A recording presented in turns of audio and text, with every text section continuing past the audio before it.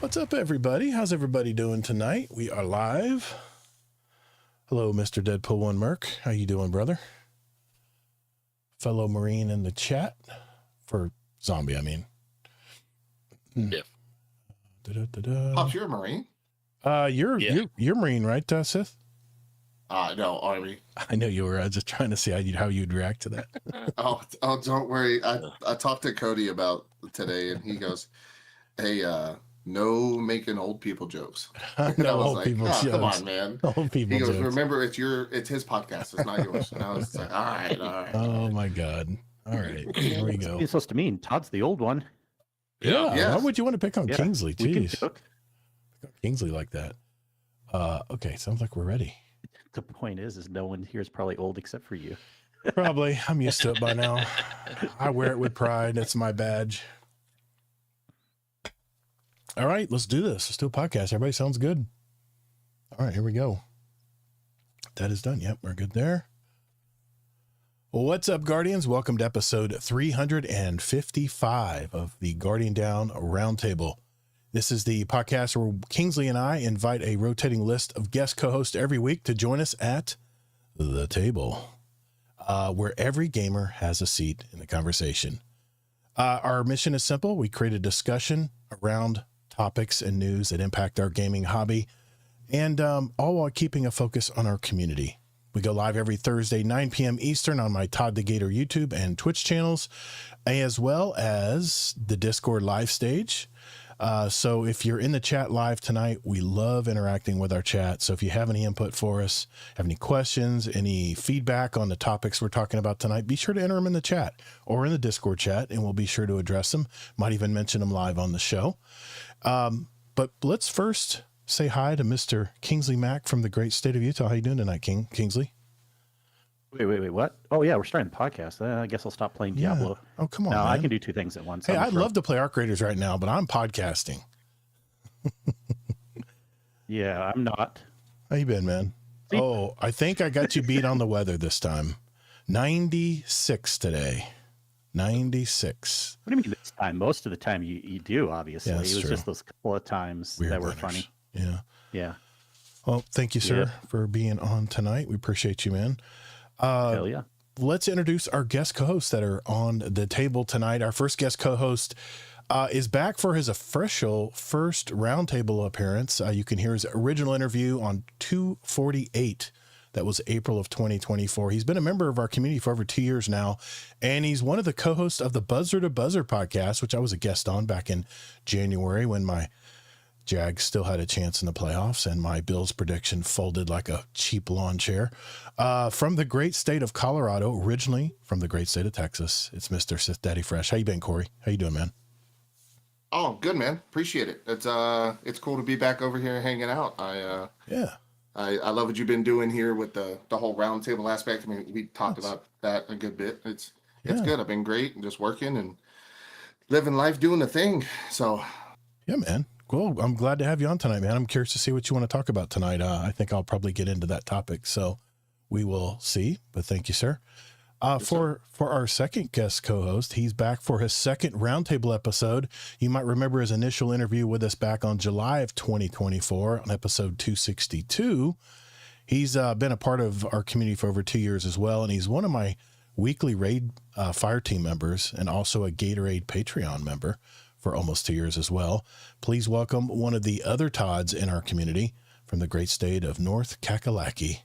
Welcome back, Mr. Zombie Pops. How you been, Todd? Good. Been doing good. Busy with work. Yeah, me too, man. All that stuff, man. It's It's crazy, that time of year. Crazy. You got the Luber grasshoppers jumping everywhere yet?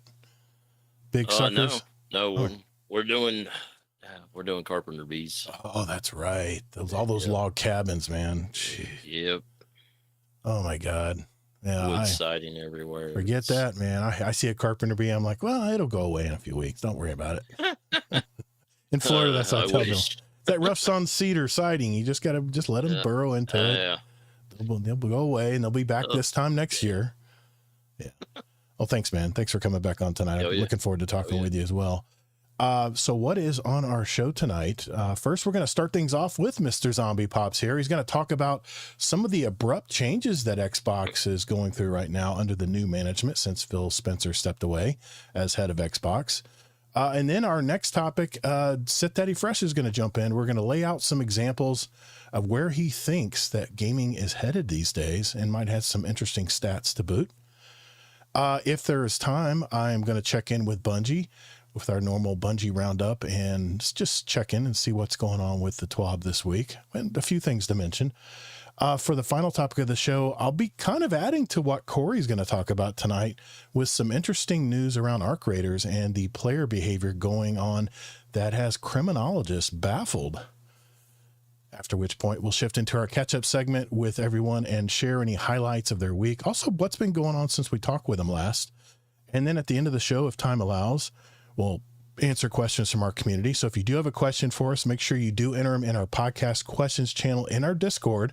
It can be a Destiny or non-Destiny question. We have them separated out by channels, and we might get to it tonight. So we appreciate that. Remember, you can go to our website, guardiandowncast.com, if you want to leave us a voicemail or send us an email as well if you have a comment or a question for us. That being said, if everyone's ready, let us roll. All right, Todd, let's start with you, man. You wanted to talk about Xbox tonight. I know you're a big Xboxer, and I've kind of heard what's been going on lately too, but I'm curious what your take is on all this, man. So the floor is yours. So, Xbox Game Pass, they have cut their price from what it was about 3 months ago,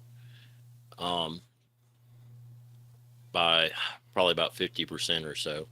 50? Half? Yeah, I think so. Wow. Yeah. Okay. I'm not good at math. What can I say? I kill bugs for a living, so I think my Xbox, my Xbox on PC, my PC Game Pass, I think was $13 last month. I think. Yeah. So, but they're cutting the prices on the Xbox Game Pass, all the tiers of it, the PC version as well, and adding more games on it as well, or they're supposed to be. Are they, I don't know, do you feel like they're making a change just because the community was kind of outraged about the price increases, or is this the new management just, putting on a show? What do you think, Kingsley? What do you think, man? Is this all just corporate speak or what? Well, I think there's even a third possibility, and I'm not usually much of a conspiracy theorist, but if you look at the big overall picture, and I'm not saying they planned this, but it's brilliant marketing in the long run. Another option is, even if it was not intentional at first, but by like raising the price first and then lowering it now, it kind of gives people a better feeling. Here's the thing we have to remember: even though the price got lowered, it's still higher than it was. Yep. So yes, it was very, very good that they lowered the price because they raised it way too much. But we're no better off. We're still in a worse position. And the other thing that I find interesting is, yeah, they lowered the price back down, but they're removing some really high-end games. Like, what was it? Call of Duty's not going to be included? Yeah. The initial, I heard the initial, the initial month it's released, I think. It's not going to be available on Game Pass. Oh, is it only for 1 month? I mean, I'm speculating. Yeah, I think that's what it is. Okay. It won't be out initially. It's 1 to 3 months, I think. Okay. Yeah, but I think what would have been a better plan, because like I said, we're still a little worse off with the price. They should have just had like another tier that always guarantees you get everything right away, and then raise the price on that. Yeah. But instead, we're in a situation now where, yeah, they raised the price, they lowered it back, but it's still higher than it was, and we get a little bit less stuff. Now, I'm not saying I know the full picture, Zombie. You were saying they're adding some other games, so that's good. I don't think this is the case, because like I said, I'm not usually a conspiracy theorist, but do you think like they're like, well, now people are actually happy because we lowered the price back down, and let them not remember that it's still $3 more a month than it was originally. Yeah, and that is a possibility. I mean, honestly, they jacked it so far up, and they're like, you know what? Look, We'll At least lower they it a little lowered it. You got to get props for that because it was like way too much of a rise. Like even Whoa. $3 more is kind of more in line with like all services when they unfortunately raise prices, right? So, whether that's good or bad, at least that's more palatable than the original price increase they tried to do. Amazing Taco King in the chat just said it'd be the first full year it's out. The newest COD games will not be on Game Pass. How you doing, Amazing Taco King? Yeah, that's what I would have guessed more because that's crazy. Only a month. What's the point? But like, is that with the full subscription tier though? Well, I think all the DLC. I think all the DLC is extra, isn't it? Isn't that always the way it's been with Xbox Game Pass? No. That is true too. Actually, see, I don't know. I love, and I know a lot of people don't like the Ubisoft stuff, but at least with the Ubisoft Plus tier, like if you have you get everything day one, and you always get the deluxe version. Right. You get. There's no question you are going to get it if they are the publisher. And I do remember that now when I would get I had Xbox on PC Game Pass for a little bit, and it was worth it. I was playing games like Star Wars Outlaws and something else, but then I was like, oh, but I don't get the DLC. I was just so used to that with other subscription services getting the DLC also. Danger Powers in the YouTube chat also said the lower price doesn't mean anything because they're still going to want you to get the Ultimate. I didn't know they didn't change the price of the Ultimate either. Wow. I don't know. Well, okay, so I know there's a lot of things like a lot of times too, if you only play on PC, you should only get PC Game Pass. You shouldn't get the Ultimate that has Xbox also because you have no need for that. So does Ultimate though get you more games on PC? So maybe there would be a reason to do that even if you only play on PC? I think the Ultimate included both console and PC, I believe. Yeah. I know, but does it get you more games on PC also as opposed to regular PC Game Pass? I haven't looked into it for both. Okay. That's just not something. Corey, I wanted to bring you in, man. What do you think about all this? Do you think Xbox is blowing smoke? What do you think's going on here? No. I definitely thought with the price drop that it had something to do with maybe the Xbox Steam partnership. That was like a rumor, and then it wasn't, and then it was, and then it wasn't, and then there was a lot of stuff about it. But I also wonder if this is something, and I don't mean to pivot too terribly far from Xbox, but if this is something that Xbox seen coming because of the whole PlayStation taking away the offline play stuff, and if this was them trying to pad their stats essentially and say, hey, we're still cool. We don't give you a Call of Duty, but like you can still hang out and do stuff. With the PlayStation side, because I did say something about it, they're getting rid of, if you don't come on in like a 30-day period, right, then digitally downloaded games you lose the rights to, which is I heard about crazy to me. That's crazy to me. I was talking to Danger Powers about this last night, actually, whenever I was telling him, hey, I don't know a whole lot about what Zombie's going to talk about. Do you know a lot about this? And he was kind of talking with me through some of the stuff we put in chats. And he was telling me about that. And I was like, I don't know, man. Maybe Microsoft is trying to make themselves look better against Sony for that. Maybe it's the Microsoft Steam partnership. Maybe that's why the Steam machine is taking so stinking long to come out. I wouldn't know. I mean, I'm a PlayStation guy. I don't really get into the news for Xbox and Steam. Those are just kind of my thoughts. I know. Well, then I should clarify because there's a lot of fake news around that. It is not true that they're taking the rights away after 30 days. No, they've clarified multiple articles. They've clarified what's happening. Yeah. So I hate that people are thinking that. Yeah, I saw that. That was just all the stuff that come out. A game only needs a one-time 30 after the original purchase to clarify that you still have that.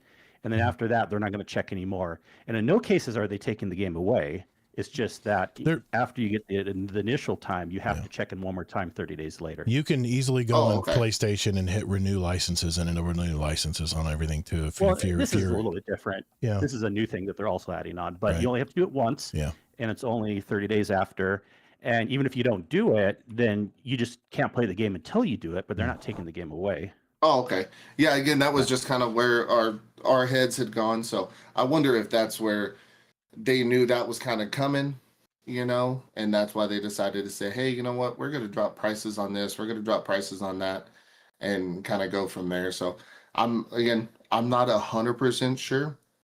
I think it's pretty stinking cool if we're being 100% honest. I mean, PlayStation took away the deals tab on the PlayStation Store. Mm-hmm. And I know Xbox has got their ability with the Game Pass to play anything and freaking everything. There's a whole separate subscription through, is it PlayStation? I want to say it's called like PlayStation Now, where you have to go in and you can play those older games that were made for the older consoles, where Xbox doesn't have to worry about that. So maybe it's a tactic to try to pull people from console to console, given the fact that a lot of people still play on older consoles. Maybe looking at upgrading. Hey, it's a little bit better to come over here and play on this one, as opposed to going over there. So, I mean, there's 1,000 different things in my head that it could be. Those are just like the three, big ones that I'm like, I don't know. Maybe Microsoft had a little in and was doing some stuff. Yeah, Amazing Taco King said Ultimate includes a day one first-party launch titles, excluding Call of Duty, multiple indie partner launch day titles, and PC Game Pass.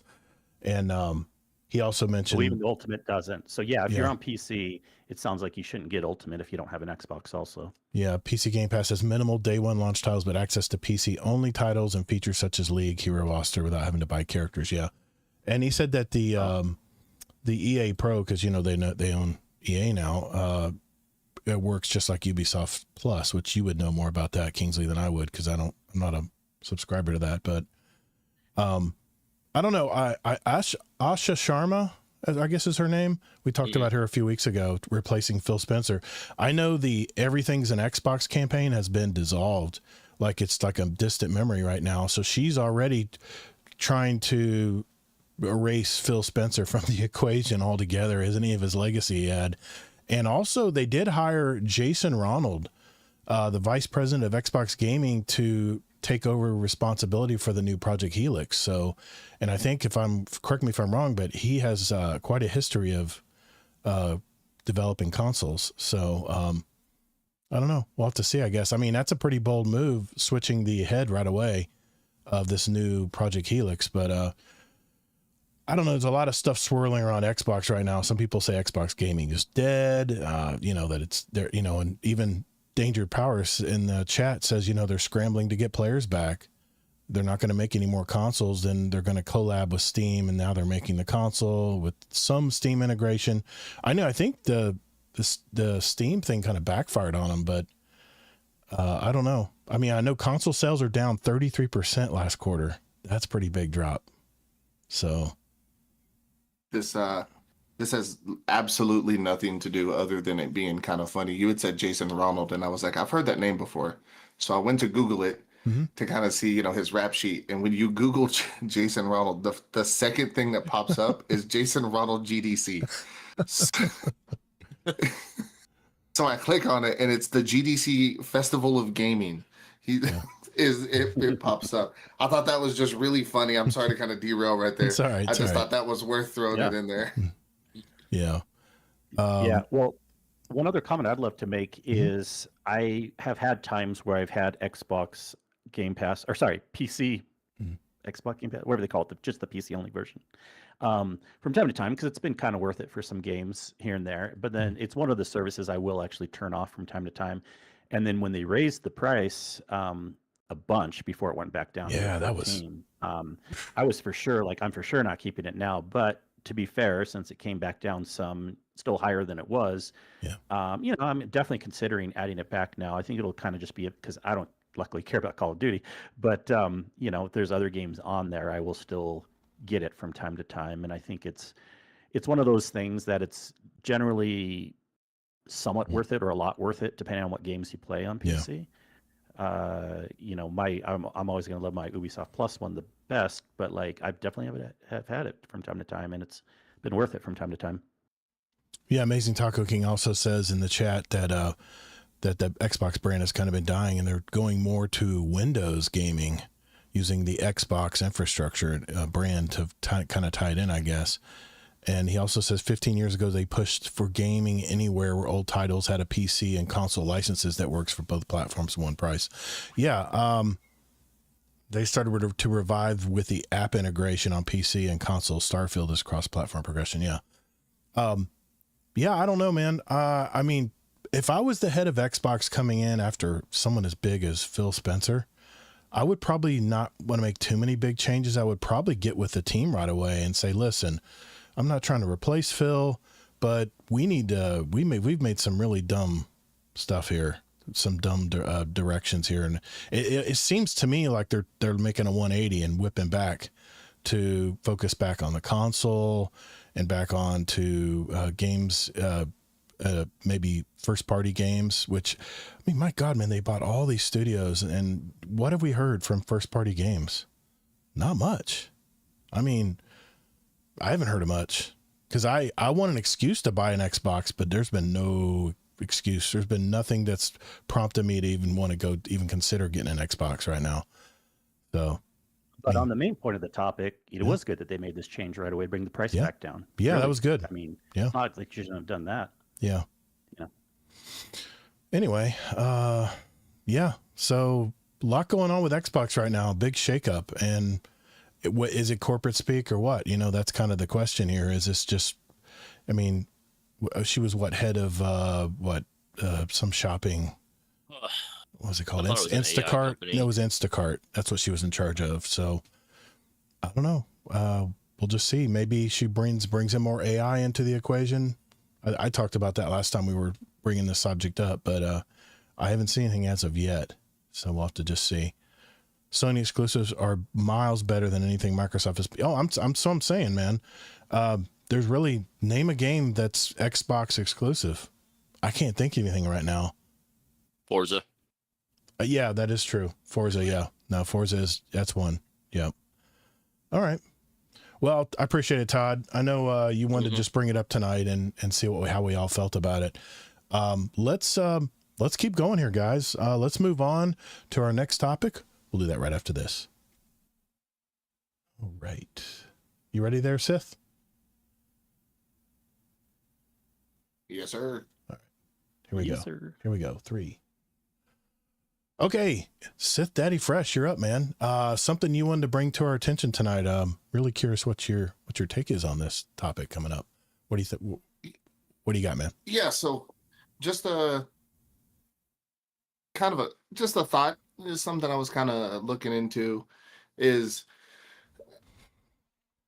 hearing from, it was like the Arc Raiders community on how they wanted the gameplay to be more PvE focused as opposed to being PvP focused, because a lot of that game is both. But I would say like probably 60% after they started coming out with the new, big world bosses and stuff, it shifted to a PvE focus where you're fighting with the people and you bust your butt to be able to get through these things, and you want to be able to complete them, and then turn around and someone just shoots you in the back and takes all your stuff. And I get that's the point of the game, but there was a lot of people who had stuff to say about this. So it's is the PvP game kind of, is it dying off a little bit? Is there a shift to the PvE? And then what the heck happened to the PvP VE side of the gaming world? So I don't come with articles. I wish I did. There's not a whole heck of a lot of articles about it, but kind of run through the last, I think I have 10 years of Game of the Years, right? Mm-hmm. The award for the Game of the Year. Yeah, game. Yeah. So last year was Claire Obscure Expedition 33. It was Astrobot. Then it was Baldur's Gate 3, Elden Ring, It Takes Two, The Last of Us Part 2, Sekiro, Shadows Die Twice, God of War, Legend of Zelda Breath of the Wild, Overwatch, and then The Witcher 3, Wild Hunt. So when I look at all of those games and I go, okay, cool, what do I see? I see a PvP or PvE focused game, player versus everything, right? And Expedition 33. Astrobot is kind of a co-op kind of game that you can play with people in the house. Same thing with Baldur's Gate. It's a PvE focus. Elden Ring is PvE focus. It Takes Two is co-op. The Last of Us is PvE. And you can go through every single bit of this list all the way down to Overwatch in 2016 when they won. Yeah. There hasn't been a PvP game that has won the game of the year. And I know that to some people it's not a big deal, but to others it's a huge deal. I attribute a couple of different things to that. I think that PvP partially feels overwhelming to a point to a lot of people.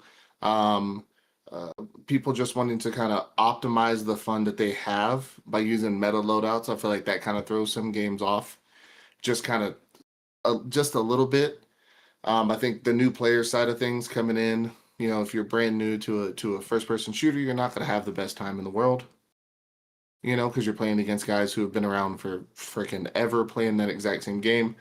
I think part of it as well is PvP games are feeling a little bit too sweaty, meta heavy.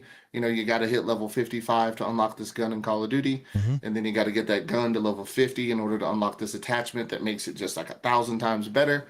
So then it becomes just intense, meta heavy, sweaty PvP environments that are just, they ruin it for a lot of people who are just jumping into things.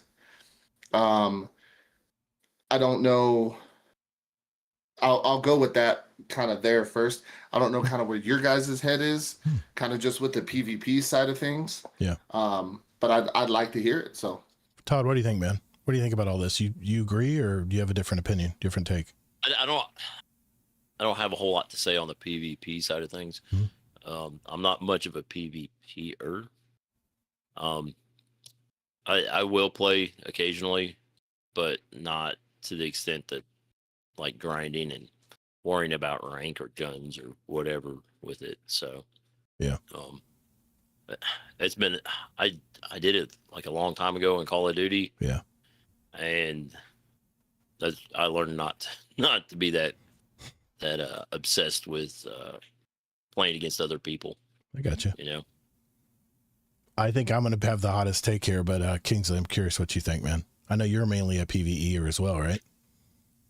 Yeah, and I feel like we're going to have a few subtopics here, but on the subtopic on Game of the Year, I think it's much more simple. It's not so much PvE versus PvP, but like you're giving examples, even going back to 2016, I believe even way earlier than that. You're always going to have a PvE game win Game of the Year, almost always, because it has a much better chance of having a good story in it. PvP games just don't generally have that because they put so much more development time on the loop of the game. Another example that goes along with this is live service games that are even PvE generally don't get Game of the Year either. There's a couple thoughts there. A lot of times people think like, well, it needs to be a new game. And even if it's a live service game, it's the new expansion this year. No, it doesn't count. You don't deserve to get Game of the Year, even if it's a really good story. So I think it's just much more simple. Just by the nature of how these game awards work, you got to have a good reason to give it Game of the Year. And usually that reason is going to be an awesome story. So I just think it's as simple as that for the Game of the Year topic. All right, here's my hot take. Ready? We're getting older. That's why. Because Gen Alphas, they're not playing Call of Duty. They're not playing the Twitch shooters anymore. They're playing Roblox. They're playing those games. By the way, have you seen all the Roblox ads on national television now? It's crazy, man. They've gone mainstream. I guess if they make that kind of money, I guess they can afford millions on commercials. But here's the thing, man. I definitely have a PvP background. I mean, I played Crucible forever. I still love playing Iron Banner when it rolls around in Destiny 2. I just, I used to be super, super serious, even though I was above average at best. I still took it very seriously. I always used the meta. I always had the right, stats on my armor. I was always following True Vanguard or Cool Guy or watching what they're using or watching some streams, watching how people are playing trials, how are they moving around the maps in Crucible and stuff. And Call of Duty, I mean, I've talked enough about that. I mean, I remember those toxic lobbies back in the day, and the PV multiplayer was the only reason you jumped into Call of Duty. You just kind of blew past the campaigns and stuff. It was all about the multiplayer.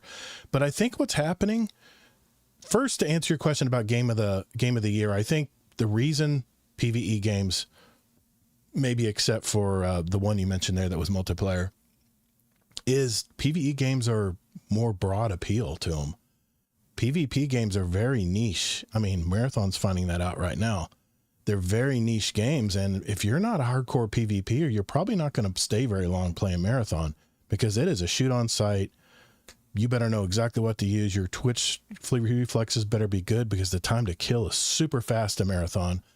And I think as we get older, I think we start wanting to enjoy not having, I mean, let's face it, we're all getting older and our Twitch reflexes aren't what they used to be. And for the younger kids that are still playing a lot of PvP, they're taking our lunch, man. I mean, they just have that youth. They have that young brain where their eye-hand coordination is fast. I still think mine is decent, but I think that's what it comes down to. I think the gaming audience, Corey, overall is getting older. I think we're getting older. We're having kids now. We're having families. We don't have the time to put in, 4 hours a day to practice, PvP games. And that's my take. I think we're just getting older as a gaming generation, and the younger generation that usually fills in to take over those PvP games are starting out on co-op games like Roblox and Fortnite and whatever else that kids are getting into. Was it the not the blocky one, Minecraft? That's all the kids are playing right now. They're building worlds and stuff. They're not worrying about shooting people in the head.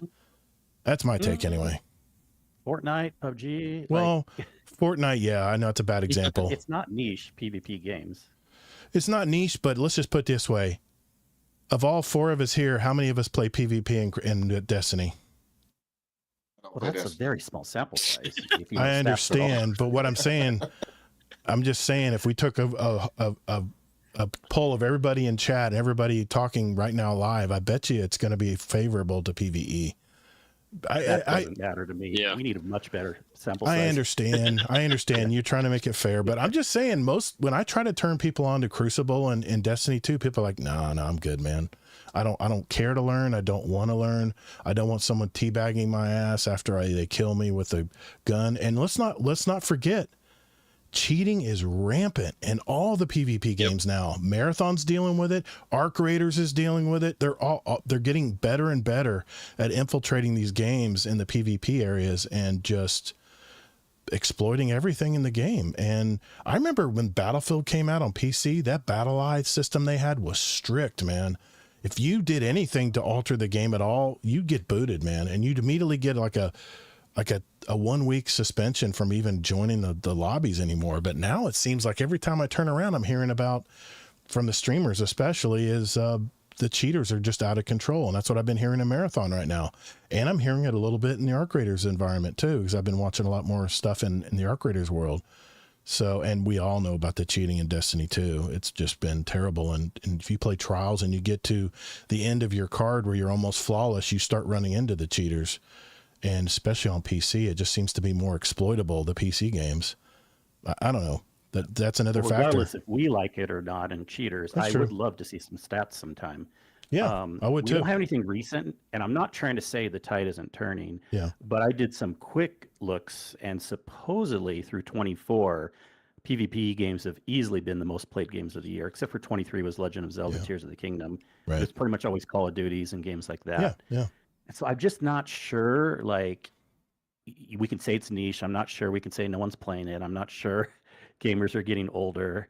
I mean, maybe there is a trend. I would love to see some. Okay.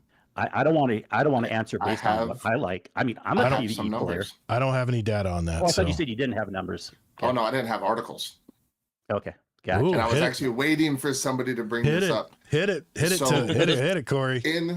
In the PvE style games, the Arc Raiders and things like that.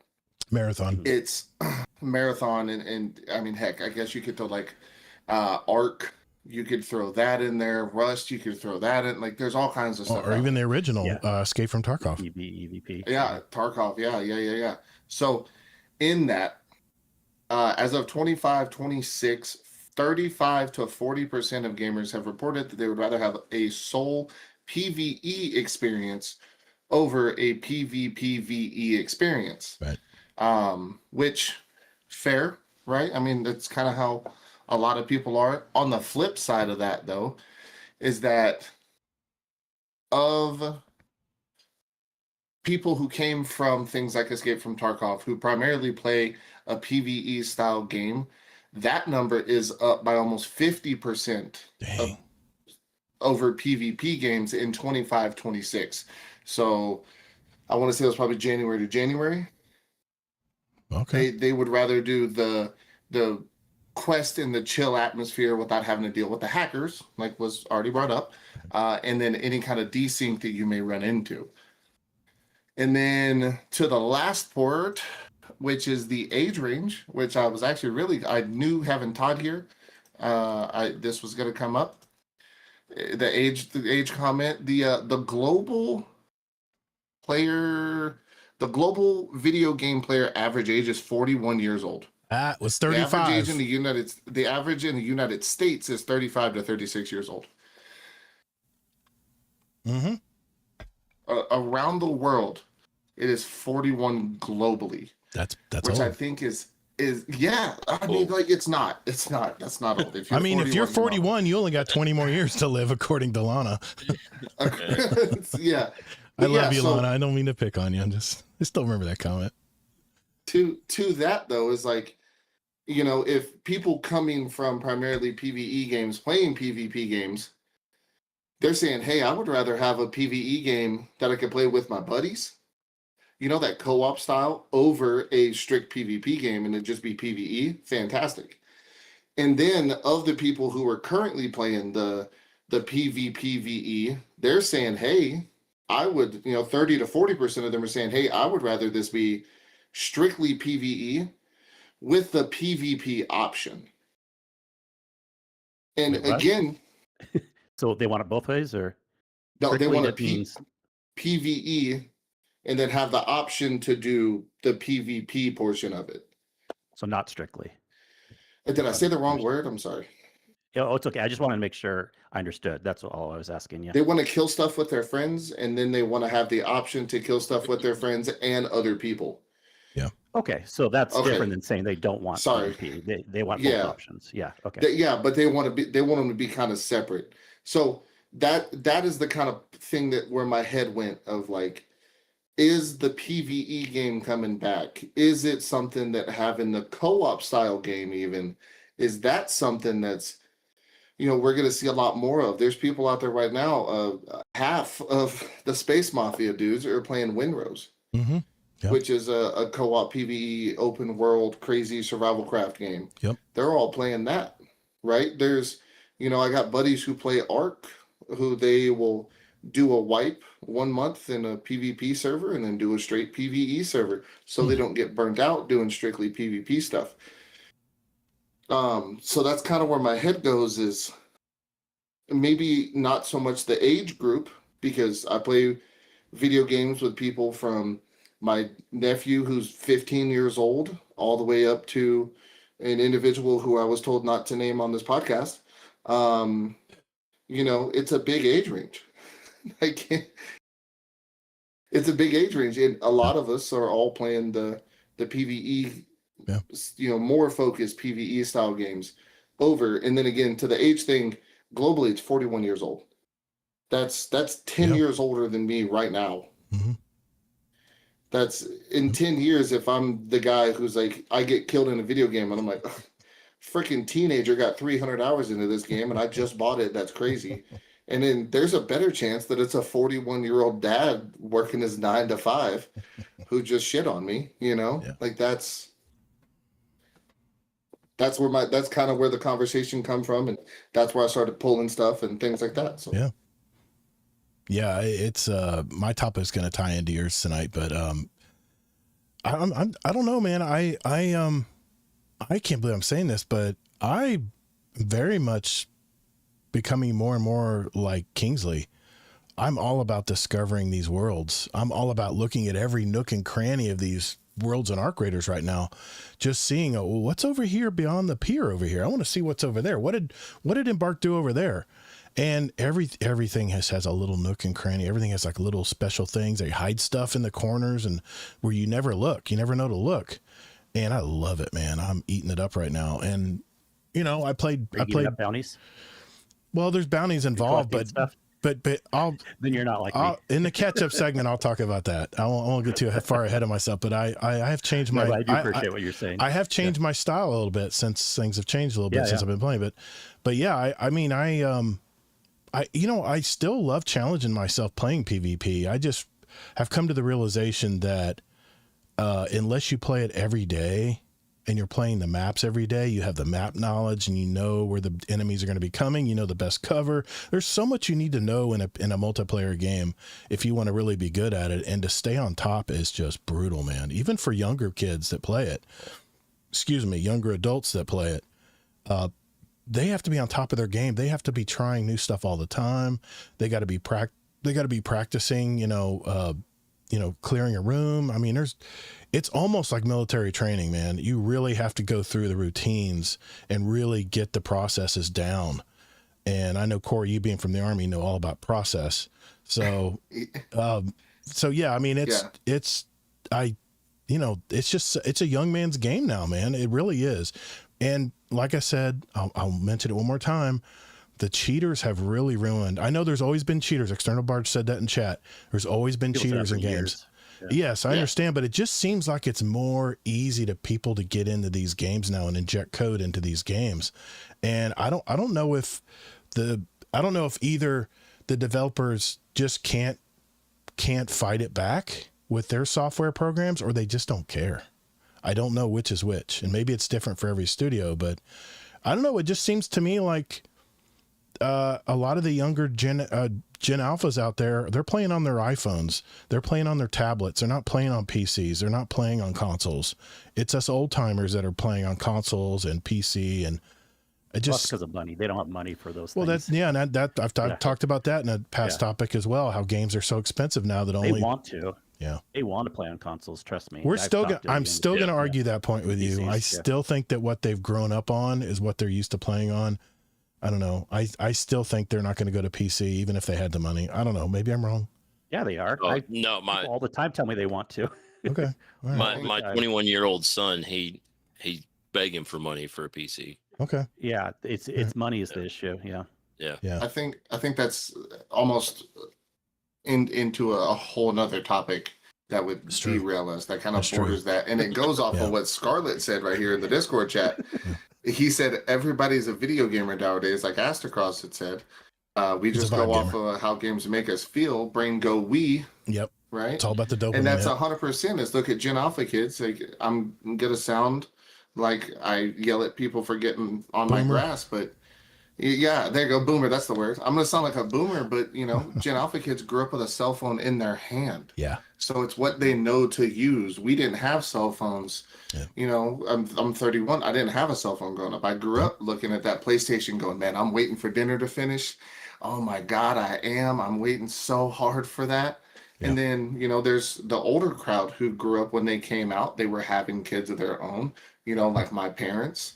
They were like, well, we'll get it. Okay, cool, whatever. So I think it's more or less of like, to that point of what is the most readily available to, say that generation of kids. I will say this. The millennials, young millennials, and the Gen Alphas right now are lucky because most of their parents have gamed. My parents didn't game. So it was like pulling teeth trying to get a console or a game, or they just didn't understand the fascination with it. And now I'm watching my grandson, and anytime my wristwatch goes off, my Apple Watch or my phone or anything, he's like, it's just instant attraction. The kid's already learning about displays, and I mean, it's going to be their life, man. And my son's tried to limit screen time with them. It's just so hard to do, man, when we're all inundated with screens these days and displays, and I don't know. That could be another topic as well, but no, I'm glad you brought it up, Corey, because I kind of had a take on why I think that is. Maybe I'm right, maybe I'm wrong, but the stats seem to at least lean my way at least a little bit. But yeah. Okay. Well, yeah. All right. Go ahead. No. Finish your thought. I'm just trying to clarify again. We only had one stat, right? The people that only play PV EVP, 30 to 40% of them were considering they want it separated. Did you? So I don't know if that's like a golden stat. I would love to see like when the 25-26 numbers come out, what's the most played games of the year? I think Corey was stating just the average player of a video game player. Yeah, these well, days. that stat was for 25-26 according to Google AI. Okay. Me, I ran it through Google and I ran it through Chat GPT, which that's a conversation for a different day, which is the use of AI. But I ran it through both, and both of them gave me the same answer. So I took it and I copied and pasted it and put it on my note. Yeah. So okay. But yeah, that was 2025, January 25 to January 26.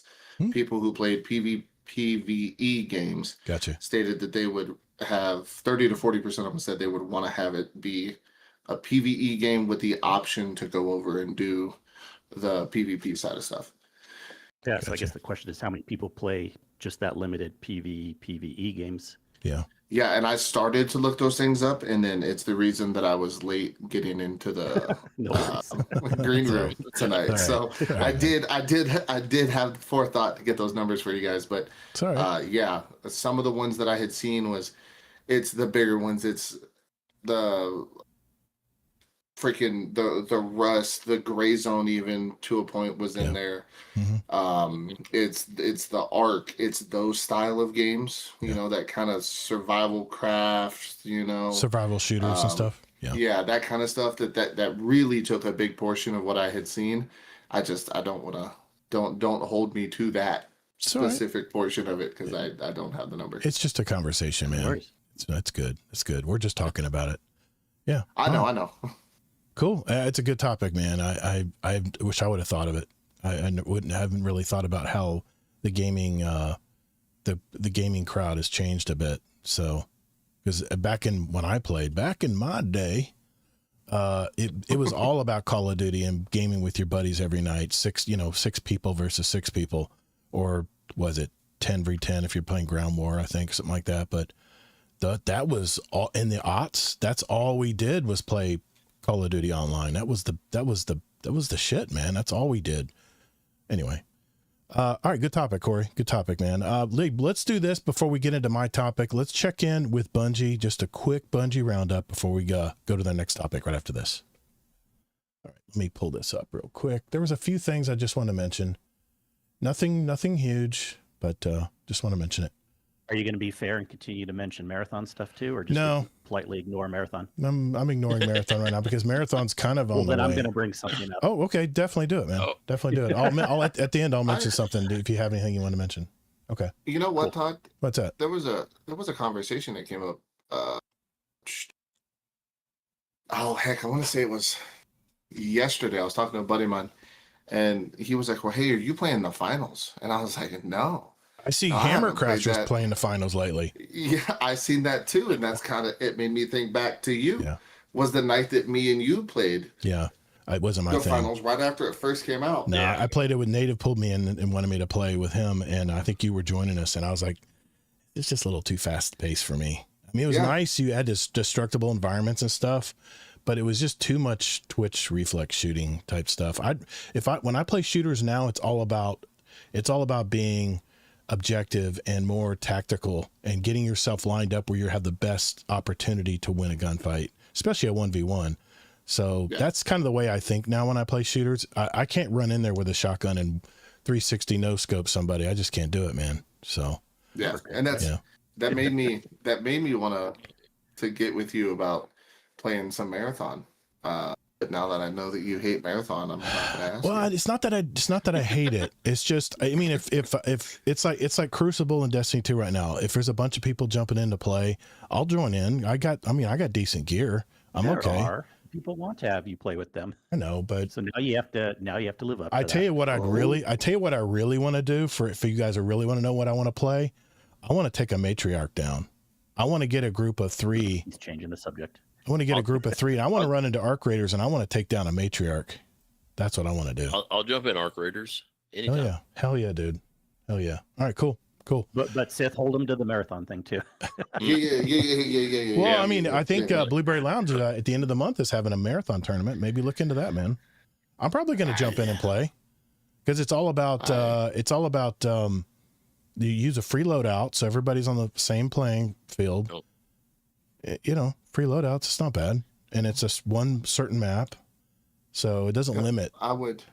That sounds like fun. I'll have to reach out to Sweaty or Native and ask about it. All right, Mohawk, I hear you. I see you out there. Nice. I'm totally into Arc Raiders right now. If you guys haven't figured I'll out, always hop on Arc Raiders. If you haven't figured that out yet, Six Siege, anybody who sees me in the Discord, Arc Raiders is always up, like late night. Have we not figured it out? You've talked about it for like 10 minutes. I know, exactly. Well, I'm going to talk about it some more tonight too. So it'll probably be the last time I talk about Arc Raiders, but I want to mention one more thing. We'll see. We'll see. Okay, let's check in with Bungie real quick. Here we go. All right, this week in Destiny for May 7th, 2026.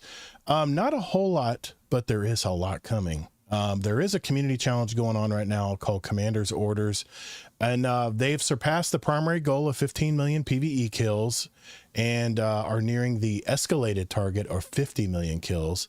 Just remember the event ends on reset of May 12th, so it's still going on, and it must be a specific Zavala selected weapon, like a Mint Retrograde, an Unfall, Mito Macro Tool, Hawthorne's Field Forge Shotgun, the Psy Aterna, the Horror's Least, or a Good Shout. Those seem to be the weapons they're talking about. I did my part. I jumped into a raid this weekend and used my Mint Retrograde a lot. So the rewards is the Commander's Salute emblem. It's awarded for reaching the initial 15 million goal. And then there's the Gold Stars emblem awarded upon reaching the 50 million escalated goal. So there's been some drama in the Destiny community about emblem distributions and rewards being delayed, and the Animal Instinct emblem, the deliveries are underway for players who completed at least 7 Guardian Games activities. That'll I'm out. It binds Compel's emblem. This reward has been granted to eligible participants already. It is Asian American, Native Hawaiian, and Pacific Islander Heritage Month. So they're collaborating with the Bungie Foundation and Gamers Engaged to support the community initiative. So check that out as well. That's going on right now.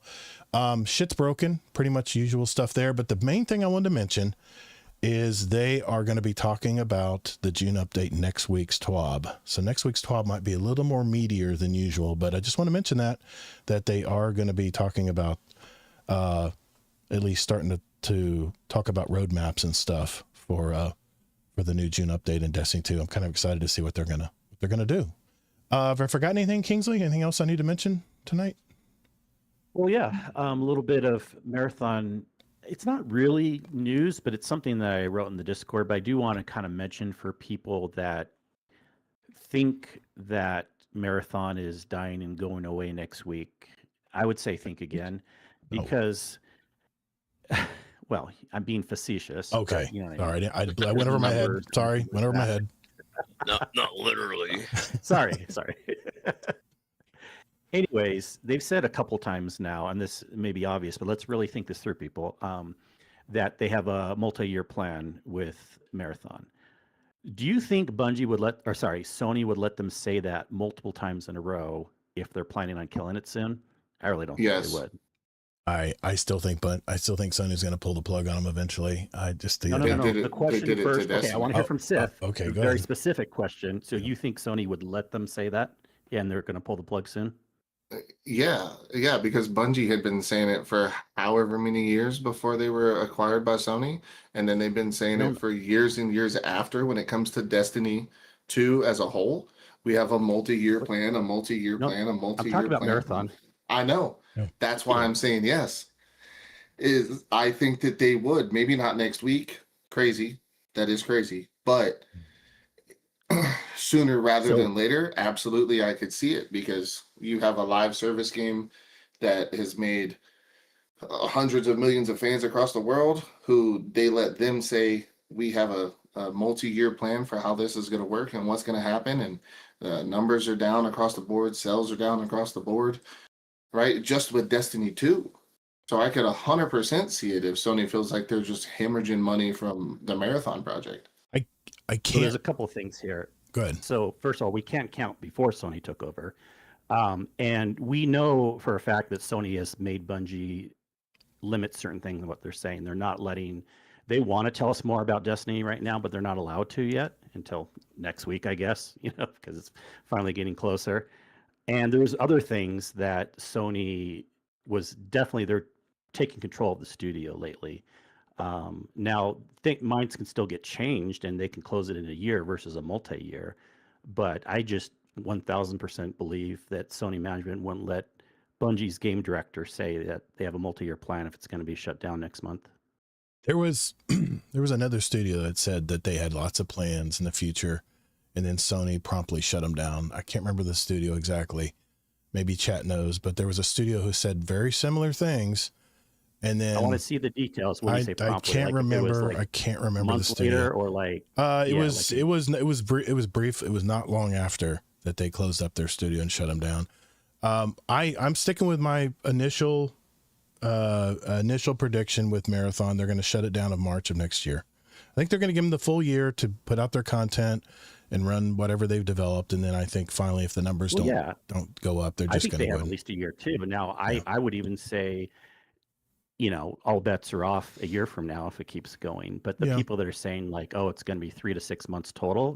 No.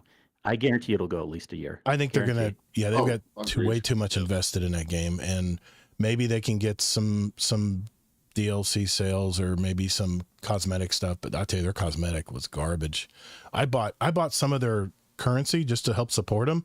I couldn't find anything I wanted to buy. It looked all terrible. It looked bad.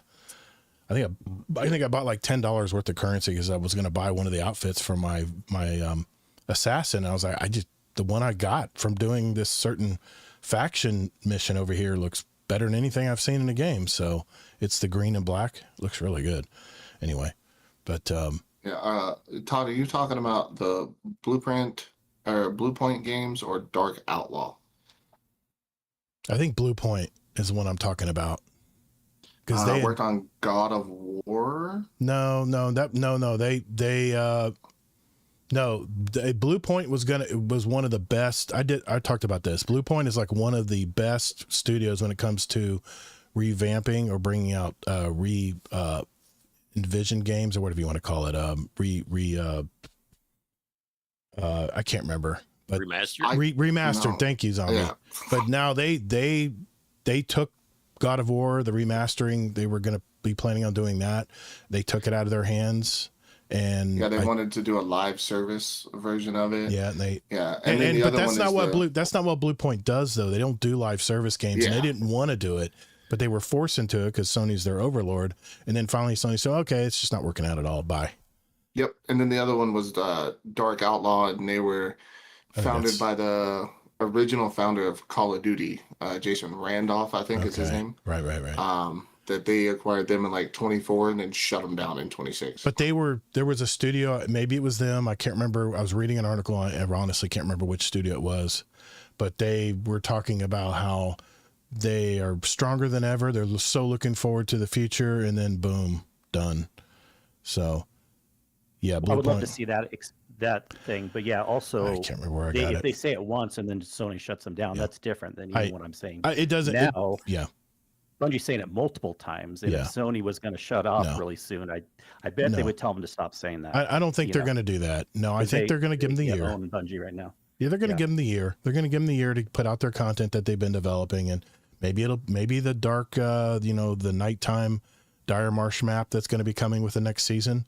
I'm really curious to see what happens when the season resets and they reset all your crap. So that's the reason I quit playing, to be honest, Corey, because I was working so hard to unlock all these weapons and stuff. And by the time I got to the end game in this, I'd get whatever rewards and I'd maybe be able to enjoy it for a week and then take it all away. So that's the reason I like Arc Raiders. They give you the option to just earn everything and just have fun playing the game. Well, with Arc Raiders, do they bought the game? With Arc Raiders, do they not have a similar system that you can forego that by jumping in on the voyage or whatever the heck they call it? It's called you can jump into expedition. But if you don't jump into it, then it doesn't matter, right? I opted into it, but I'm just not completing it. And it's got like 4 days left, I think, because right now is the week that everyone's trying to get their 100,000 damage in. I really didn't know what I got from the expedition, other than I think 5 more points for the skill tree. Skill points. But I also heard that they give you more slots in your inventory. I did not know that.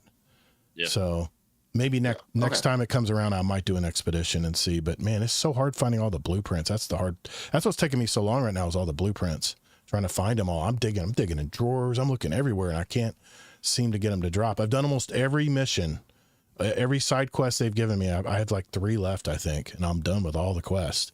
So I've done everything I can, and I'm max level, which is 75, which I'll talk about later in the catch up. But yeah, I agree with you, Kingsley. I don't think they're going to be shutting down Marathon. I just think right now, I think they're going to wait. Sony's going to wait and see what happens when everyone starts fresh again with that big reset coming, and then the Dire Marsh, the night raid on that. So I don't know.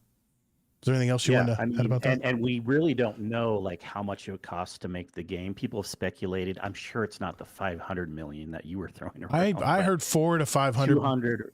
I heard 400 to 500, and that was through Gemini I heard 3. 200 to 400. That was through Gemini 3, yeah. but they verify stuff with usually websites that report on it. But the big thing is because they shut the game down and revamped it and restarted it, they're thinking all that internal cost. I think it took them 8 years to make that game, man. Think of that salary, that 1.5 million a day burn that Bungie's going through right now. Speculated. Well, remember, Destiny's not making money either. Yeah. So we have to just think here. Yeah. If Sony, if we hear about the plan coming up in June, and let's say we hear there's like another year of Destiny. I mean, it kind of proves the point that Sony won't be shutting down Destiny or Marathon very quickly. I don't think they are. Maybe they look at it as a long-term investment. You know, I'm just going to say, just because they haven't made their money back, maybe they're just going to be like, well, it's a loss leader, or maybe they'll hope that slowly over time. I'm not saying this would happen, but updates and marathons, if it keeps going, you slowly can get more people buying things and coming to it and stuff, you know.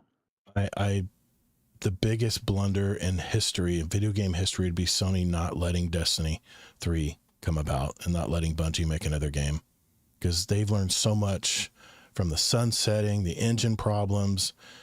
They can make the best of everything in this new Destiny 3 game, and I really hope they let them do it. That's my biggest fear right now, is I'm curious if Sony's going to pull the purse strings a little bit. But Sony's got lots of money, man. They got lots of money to throw around.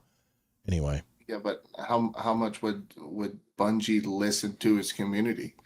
Yeah, they've had sunsetting feedback, and they've had all these other great, crazy things that they can learn from. But the one thing that has ruined Bungie for a lot of people is the not listening to the community. It's not giving the community, their flowers when they give them feedback. Does Sony step in there too and say, hey, you've got 500,000 people on Reddit saying one thing, and you guys are pivoting in a completely different direction. Let's hope you know what you're doing. Yeah. And I mean, that could be an entirely different conversation. Absolutely. I've been covering this game for so long. I could get into a diatribe on that alone. Yeah, it's always too vague to listen to the community, because actually some people were okay with certain things that, so it's like, what does that even mean? Is it your opinion or my opinion? Not to mention how many different kinds of players does Bungie have? A lot of different kinds of players. Everyone wants something different from the game. I'd say there's at least probably 7 or 8 different kinds of players that played. When they sent out those surveys, I bet you answered yours differently, Todd, than I answered mine. Probably, probably. Yeah. I know one of them was, please give some attention to the Crucible. Make some more maps, please. Well, yeah. And I even would say they should do that. I'm fair. I'm not a PvP player, but yeah, we need more content. Crucible and PvE. External Barge, I would respond to that, but I guarantee you I would go down a rabbit hole and we'd be here for another hour. I'll maybe even another night, sir. Bring that up another night and I will talk. But I have opinions about that comment that Bungie will never listen to the player. I have comment on that, but I'll maybe another show we'll get into that. Maybe as we know more about June. That'd be a good time to do it. So, all right, let's move on. Fair. Thank you, Kingsley. Let's move on. That's our wrap up of Bungie this week. And update battle. I get it, man. All right, let's get into our last topic and then we'll sit back and catch up. Be right back. All right, let me pull this up real quick. I'm not going to be looking at chat for a little bit here. So if you're going to send me a message, make sure you at me. Okay. And then you still won't look? I'll look once I'm done. Yeah, one of us will catch that. Once I'm done going over my topic. One of us will catch it. All right. All right, here we go. 3. We wouldn't have any of these problems if Anthem hadn't shut down. You mean the Destiny killer Anthem? What are you talking about? Hey, you can say what you want. Anthem was a lot of fun. It was plagued by being an EA. Stuff, yeah. It was okay. It was initially, but then it got boring really quick for me. I love the Iron Man. Stuff, yeah. I love flying. It was fun as shit. But you gotta have. I don't know. I'm gonna look and see if I can find this somewhere. It's somebody else out there who's watching the live shows right now. Let us know, or let me know in Discord. Yeah. I used to hold the record for the fastest 2-man completion in Anthem for one of the dungeons. And it's the dungeon that had the big spider queen thing at the end. I forget the name of that dungeon. I remember that. Yeah. Me and a buddy of mine, Chaos Phoenix, 2-man that shit with the Colossus. Oh, that's awesome. And we finished it in like 18 minutes. And because Anthem had the leaderboards in game. And we had the record for the #1 time in the world for fucking months. We had it. Yeah. I'm gonna jump through Discord tonight and I'm gonna look through it, see if I can find the screenshot of it that we had. It was that was dope. Yeah. Anthem was a shit ton of fun. Amazing talking. The only thing that would be positive on all fronts if Bungie let you pick and choose your install features for the client like Call of Duty or Battlefield. Yeah, I know what you mean there. And rest in peace, Gambit and Mohawk Angel. I've heard rumors that Gambit might be getting some attention in the new update. I don't know. We'll see next week. It's not a rumor. It's true. We don't know if it's going to be content, but they will have for sure some updated weapon or armor or something. Yeah, something. Hey, that's the PvPvE mode right there. There you go. I enjoyed it. I enjoyed invading, man. I had a lot of fun doing that. Yeah. Gambit Prime. Those numbers might be why it died. Yeah, I think the big thing with Gambit was it became so big over COVID when everyone was chilling at home. Yeah. And then they got all the good gear from playing stuff, because then it was like, well, I'm not just gonna play Crucible all day, That's boring. I'm gonna play Crucible and then I'm gonna do some raids in the evening. I may play some Gambit during the day. So I feel like part of that was just the amount of time people had on their hands. Yeah. And that's why Gambit kind of went away, is because the gear focus was strictly to Gambit Prime itself and the moats and all that good jazz. Yeah. I think here recently I thought that might be one of the reasons why Gambit kind of died. I remember people waited in line forever to get that coin at Guardian Con that year when they were first sharing it, letting people play for like 5 minutes. It was crazy how long that line was, man. Anyway, all right, let's get through this topic and then we'll BS some more after that. All right, here we go. 3. Yep, sorry. 2. All right, for the final topic of tonight, I know Corey talked about the latest trend going on in PvP and PvE and the PvE games out there, but I actually wanted to present a case study where criminologists have been studying the playing habits by Arc Raiders players' behavior. They're actually being nice. Now, I give credit where credit's due here. This article was by Elijah Gonzalez with AV Club, and the title was "Criminologists Are Baffled by Arc Raiders Players' Behavior." And he begins stating that Arc Raiders and Marathons seem like very similar games on the surface, but the way the players treat one another could not be any different. Since Tarkov first arrived, extraction shooters have been very unforgiving video games. Everyone had noticed that the AI enemies are usually pretty tough, but the real threat was the human players who might unpredictably stab you in the back to take your stuff. But there's nothing more frustrating than getting sniped in Destiny 2 Crucible. But imagine watching the enemy actually pillage through your warm corpse still while your camera's still on. It can be really demeaning playing an extraction shooter. The latest 2 entries, Marathon and Arc Raiders, they attract new players due to the fact that players can bring in the game this free loadout, right? It minimizes the risk of losing a loot that that 1,000-hour player might have all the best stuff. So it makes it more even. In the OG extraction shooters like Tarkov, you could literally be bringing a knife to a gunfight. It was that unfair if you didn't know what you're doing. Now, in an interview with The Guardian, Arc Raiders producer, and I'm going to butcher this name, Alexander Grandol, mentioned he had been contacted by a neurology professor eager to study human behavior in the game, but also by a criminologist who was intrigued by how players are interacting with each other. They're hanging out in lobbies, cooperating instead of shooting each other in the head. Now, today, it's very common for people to be pretty ruthless online, especially in the social media apps like X and Facebook and Instagram and you name it. But even more surprising, in a game where killing someone allows you to jack all their stuff. The Arc Raiders producer said that 1 in 5 players have never killed someone else, and half have never taken out fewer than 10 players. I've never killed anybody in Arc Raiders. I'm one of those 5. I'm the 1 in 5. I'm the total pacifist when I play. I have never killed a person. One person came up to me while I was in my spawn and tried to use a pickaxe on me, and I turned around and shot him with my Pharaoh, but I didn't kill him, and he ran away. Like, holy shit, he's actually shooting me back. So that's the only time I've ever even had any aggression toward another player. But anyway, I'm one of those 5. I'm that 1 in 5. I'm that 20%. Now, when they were talking with the Arc Raiders producer, he said that fewer, like I said, have taken out less than 50% of the population have taken out less than 10 players. So if you think about it, it's amazing that half of the Arc Raiders community has a lower body count than what you would total in one Call of Duty match. Amazing, Taco King? I'm not talking to you right now. So my question is this. Why do you think that's the case? I mean, I think one of you called Arc Raiders the kids version of an extraction shooter. He might be in this party right now, but I won't point anybody out. But I really think it goes deeper than that, guys. For one, Arc Raiders is a very hopeful game. It's the post-apocalypse, and your objective is to keep the underground community surviving by doing these limited missions on the surface. And you're killing all these murderous robots that are coming at you. And at the same time, the byproduct is you get to find some cool loot along the way. It's kind of a win-win situation if you think about it. The plot of the whole game is about you aiding other players. That's the tone that this game puts in place.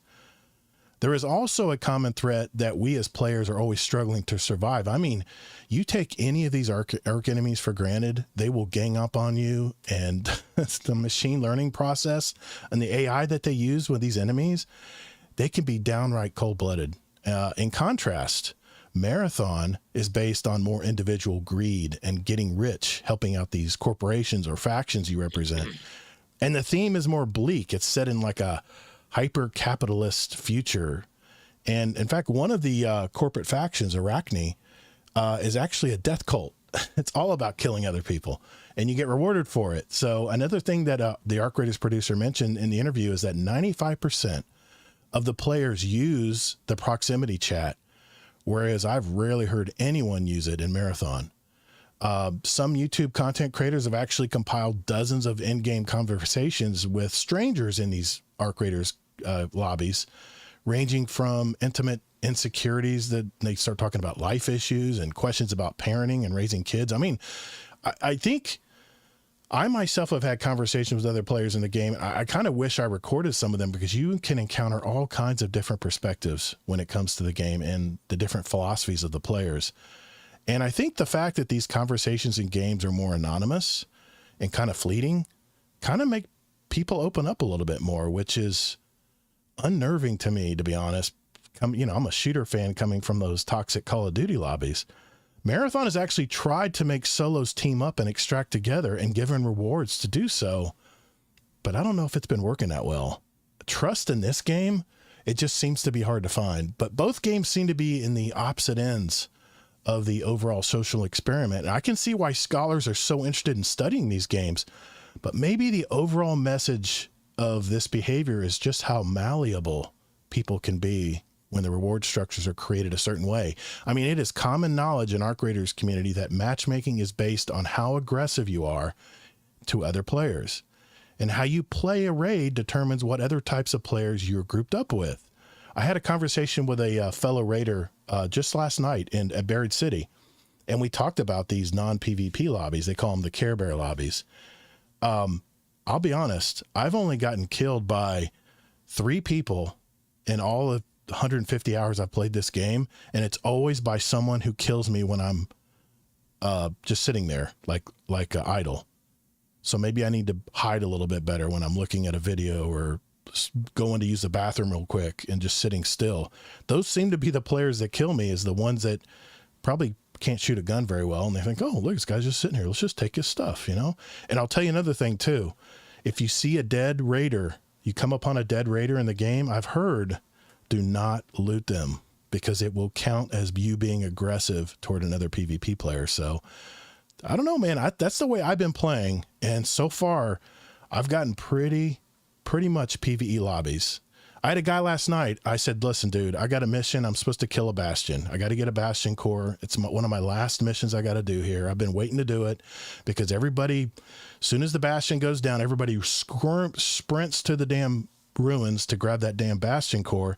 This dude said, you know what, dude? I got you covered. Here, let me start shooting them, and I'll make sure you take the final shot on them. And I had one of those dead mines, whatever you call them, where you just put the mine on them and you run away. And took them out, and I got my thing done. And the guy was so cool. He said, dude, I said, we only got 2 minutes left. I got to hurry. He goes, come in here and grab some of this stuff. He goes, no, man, I got plenty. I said, just do what you need to do, man. I'm watching your back. We're good.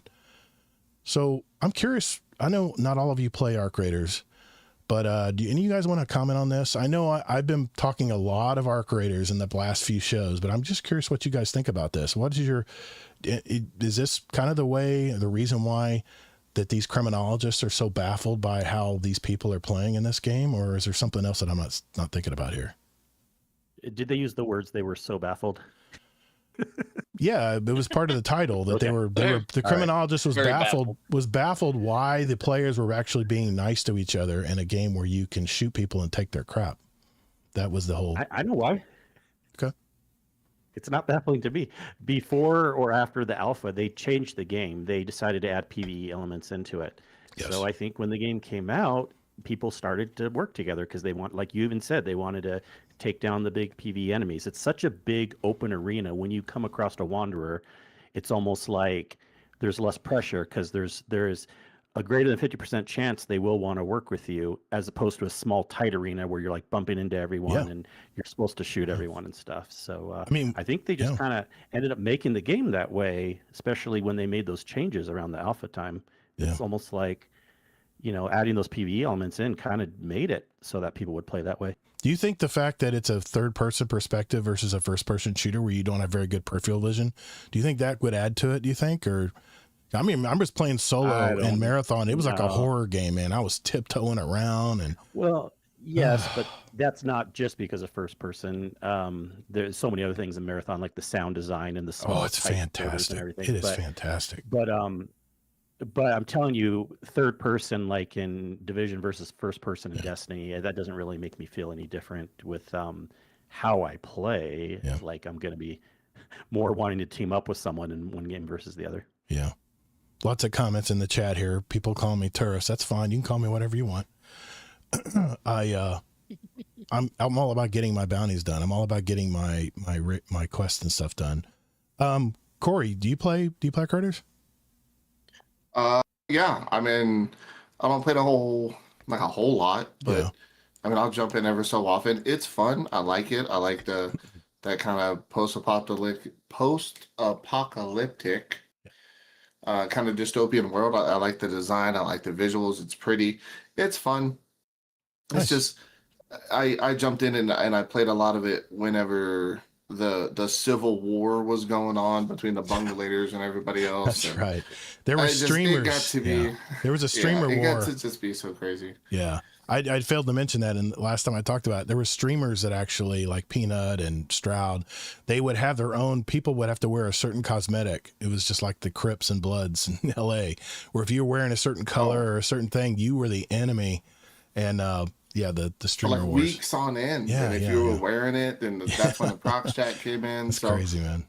Yeah. I tried to play it a good bit there, but I do like kind of where you were coming from, Todd, with the criminologist jumping in and having something to say about it. And I wonder how much of it is actual human psychology.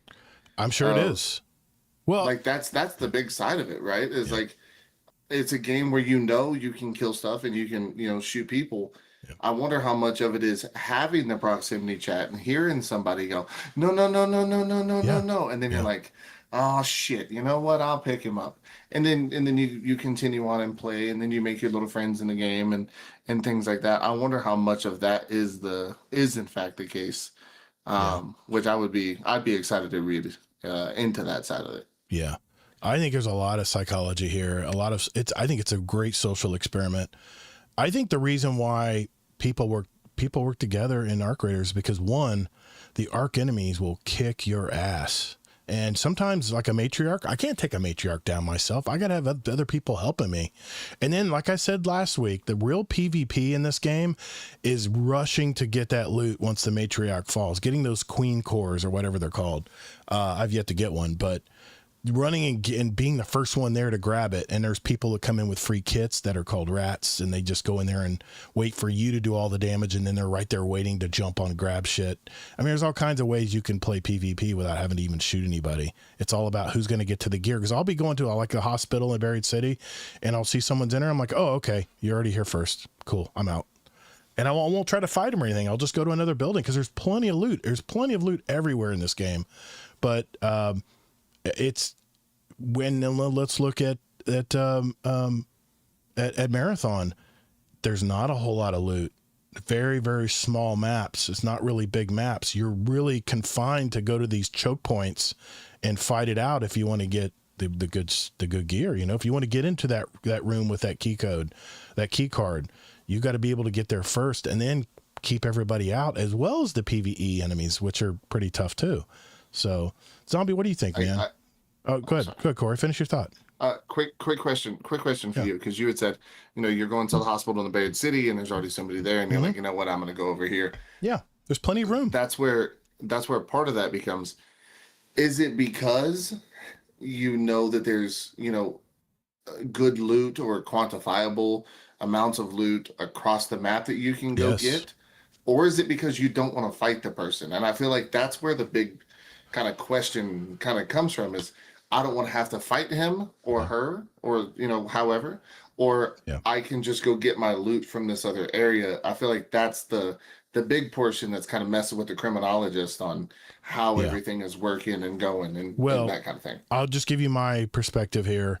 I don't think they should have added the PvP. I know they added it later in the game because they said the PvE only experience was boring. I think it's total bullshit. I think I could have a lot of fun just shooting leapers and freaking hornets that are a pain in the ass. Those fireflies are a pain in the ass. They will run you down and just light you up. And no matter how fast you run, they freaking are right there with you. That alone is enough. You don't need to add another player to be able to shoot you. And when you're struggling against these, it just seems like a frustrating part of the game. So am totally agnostic when it comes to the PvP in this game. I don't think they should have added it. In fact, my complaint, and the reason I play the way I do, is to show Embark with data that they need to have a PvE only mode. And I bet you it's just as fun as people that want to jump into Stella Montes and run people down all day. That's have you ever played Helldivers? I played a little bit of it. It's very much. No. I compared that. I talked about that last week. I said I think Helldivers was all about doing your part, right? There was a big campaign. That's why that game just hit 200 million really quick, because people love shooting bugs, which I don't know why I didn't get into it more, but there's also robots and stuff. But there was friendly fire. You could shoot mortars and kill some of your team. It was, that was kind of part of it. But for the most part, it was all about you and your buddies against the damn bugs coming at you. Very much Starship Troopers like, which I loved. But yeah, man, see, it was a common cause, right? It's the same feeling I'm getting playing Arc Raiders. It's us against the damn enemies. And what I'm curious about is Arc Raiders is going to make this a 10-year game, supposedly. I'm just curious where they're going to take the storyline, because I've been playing the little side missions, and little by little I'm getting cutscenes. I'm kind of getting a piece of what's going on, and you can always go back to something Destiny never did. You could always go back and play all the cutscenes back in like a codex if you want to get a refresher of what's going on in the game. So I think the fact that we're all working together and if the enemies were just, if they were just dregs and you just shoot them and they fall over dead and they don't even shoot you, or they're dumb when they shoot you, then I think, yes, PvE only would be boring. But the fact that the PvE is so freaking smart, and something that we've been wanting, Kingsley, and Destiny is smart enemies. You got smart enemies in Arc Raiders, and I'm telling you that is going to be the future of how they put games or enemies in games these days. You got smart enemies in a lot of games, not just Arc Raiders. Exactly. But the machine learning that they've encapsulated in these enemies, and the fact they flail and they're very human-like, you almost feel bad when they start struggling. Like, the leaper's just trying to hang on with 3 legs, and you're like, damn, maybe I should just let him wander off, but you're like, no, I want the leaper core. So you finish him off. But I'm just curious, Zombie, I'll let you in here, man. What do you think about all this? What do you think this is? Such a phenomenon. So I think part of it has to do with the map sizes in each game, because both of them load with like 15 to 20 players each, but the maps are so more massive in Arc Raiders. Yes. So you don't push. You can play a whole round and not see a single other player. That's very true. And in Marathon, they designed the maps that way. So I think the game design itself is more PvP focused in Marathon, whereas it's more PvE focused in Arc Raiders. And adding, but I mean, also doesn't supposedly you don't get as many rewards killing someone in Arc Raiders versus like a payoff in some other games. That's true. That's a very good point. You don't get much XP for killing another raider other than the stuff you get from them, which could be a lot of people running with free kits, so you don't get shit, or you get very little when they kill somebody. But you could hit the mother load. You could have someone holding bastion cores or have gold guns and And the way I look at it, though, is like I was telling Amazing Taco King on YouTube, is if I can kill them, they're probably not carrying anything I really want. Exactly. Yeah. True. Yeah. Amazing Taco King says it's like playing Destiny and just refusing to use anything but primary guns and gray gear. Funny you should say that. We're going to do a zero to hero raid this Saturday. We're going to stream it. I'm looking forward to playing that. I didn't know you guys were doing that. Playing with white guns and white stuff. It's not official yet. You're jumping the gun a little bit. Okay, fine. We're hoping to put one together. We got a couple of our members that are going to be out, so we're going to try to mix it up a little bit. And he says, or raiding and refusing to engage with any of the mechanics and being upset when you don't complete an encounter. No, I don't. I disagree, Amazing Taco King. Doing raid mechanics is all part of teamwork, dude. It's all part of teamwork. You got to do your job on the mechanic, and it really has nothing to do with shooting your teammates. And he says Arc bots are fake smart, though. They are very easy to exploit. Yes, and that's another thing too, is every enemy has a weak spot, and once you know where it is, you know where to shoot them, wait for them to go a certain direction, show their back rotors, because they're all like, they're all like a lot of flying stuff, a lot of crawling stuff, like spider-like and stuff. So yeah, I agree. Once you get it, I'm telling you a year from now, I don't care if I'm max level or whatever, I'm still gonna have so much fun shooting a leaper. I love fighting leapers, man. The fireflies, not so much, because they're a pain in the ass, and they will not give up on you. And even a bombardier, I was fighting a bombardier the other day, and you have to frickin' serpentine and go walk at angles. Otherwise, you will just get knocked out in 2 shots. Things like that, man. That is what Destiny is, man. When you're shooting that big boss in the raid, or you're that yellow bar centurion, you got to take him out quickly. That's what it's all about, man. It's all about doing your job and knocking that stuff out. Those big boss fights, that's what brings me back to my gaming in the 80s, man. When you would play these video games in the arcade and you got to the final boss, man, and you're like, how am I going to kill this thing, man? This thing looks enormous, but somehow repetition, getting your reps in, you figured it out how to do it. And when you finally kill him, you're like, fuck yeah. You're like, I'm going to be back to do the next boss next after I put $25 worth of quarters in this machine. So. But yeah, I'm having a good time playing Arc Raiders, and the fact that this neurologist and this criminologist are wanting to study this social behavior, I think it really comes down to common cause. I think the fact that the game really didn't include PvP originally, like you said, Kingsley, and the fact that the rewards are more slanted toward working together as a team for like a matriarch or a queen or even a bastion or a bombardier or whatever it may be. All the enemies, to me, you cannot take for granted. or they will, they'll knock your ass out. So I'm loving it. Some comments in the Discord here. Mohawk Angel says, I prefer to play my PvP elsewhere, playing Marvel Rivals religiously, enjoy Rainbow Six, and also Destiny PvP. I don't play many PvE games, but I really enjoy PvE of Raiders. I know. There's something about it. And you know what Arc Raiders feels like to me? It feels like I'm playing a Battlefield game where I don't have to shoot anybody else. I can just explore the maps and kill the other enemies, the AI stuff. But Battlefield was other players. I don't know. To me, it's obvious they made the game more PvE focused, so that's why people are playing that way. You know, and you can go through an entire round without shooting any arc as well. That's true. You can literally just not shoot anything, and just go loot stuff. And that brings me back to work together. To there's just all they needed to do was ask the developers why people are playing that way. Yeah, that brings me back to my days of playing stealth games as Snake. You know, trying to get through areas and get your missions done and, you know, get the data out of the secret room without alerting anybody. It reminds me of that too. And I've had games where I'm like, I won't shoot a thing. I'll never get injured or anything because I'm just very smart and tactical about how I move around the maps. And now I'm starting to learn the maps. I'm really having fun playing because now I have the map knowledge. But I'm telling you, I put 170 hours in this game now. I still don't know every nook and cranny of these maps. They're just so freaking big. Anyway, so and another cool point about why it's so sad we've lost some things in Destiny is the whole fact that public events have gotten worse over the years. Can you imagine if we had them better to a level of almost Arc Raider these days? We're working together. Yeah, I'm not talking about like raid mechanics working together. I'm talking about just randos you're working with.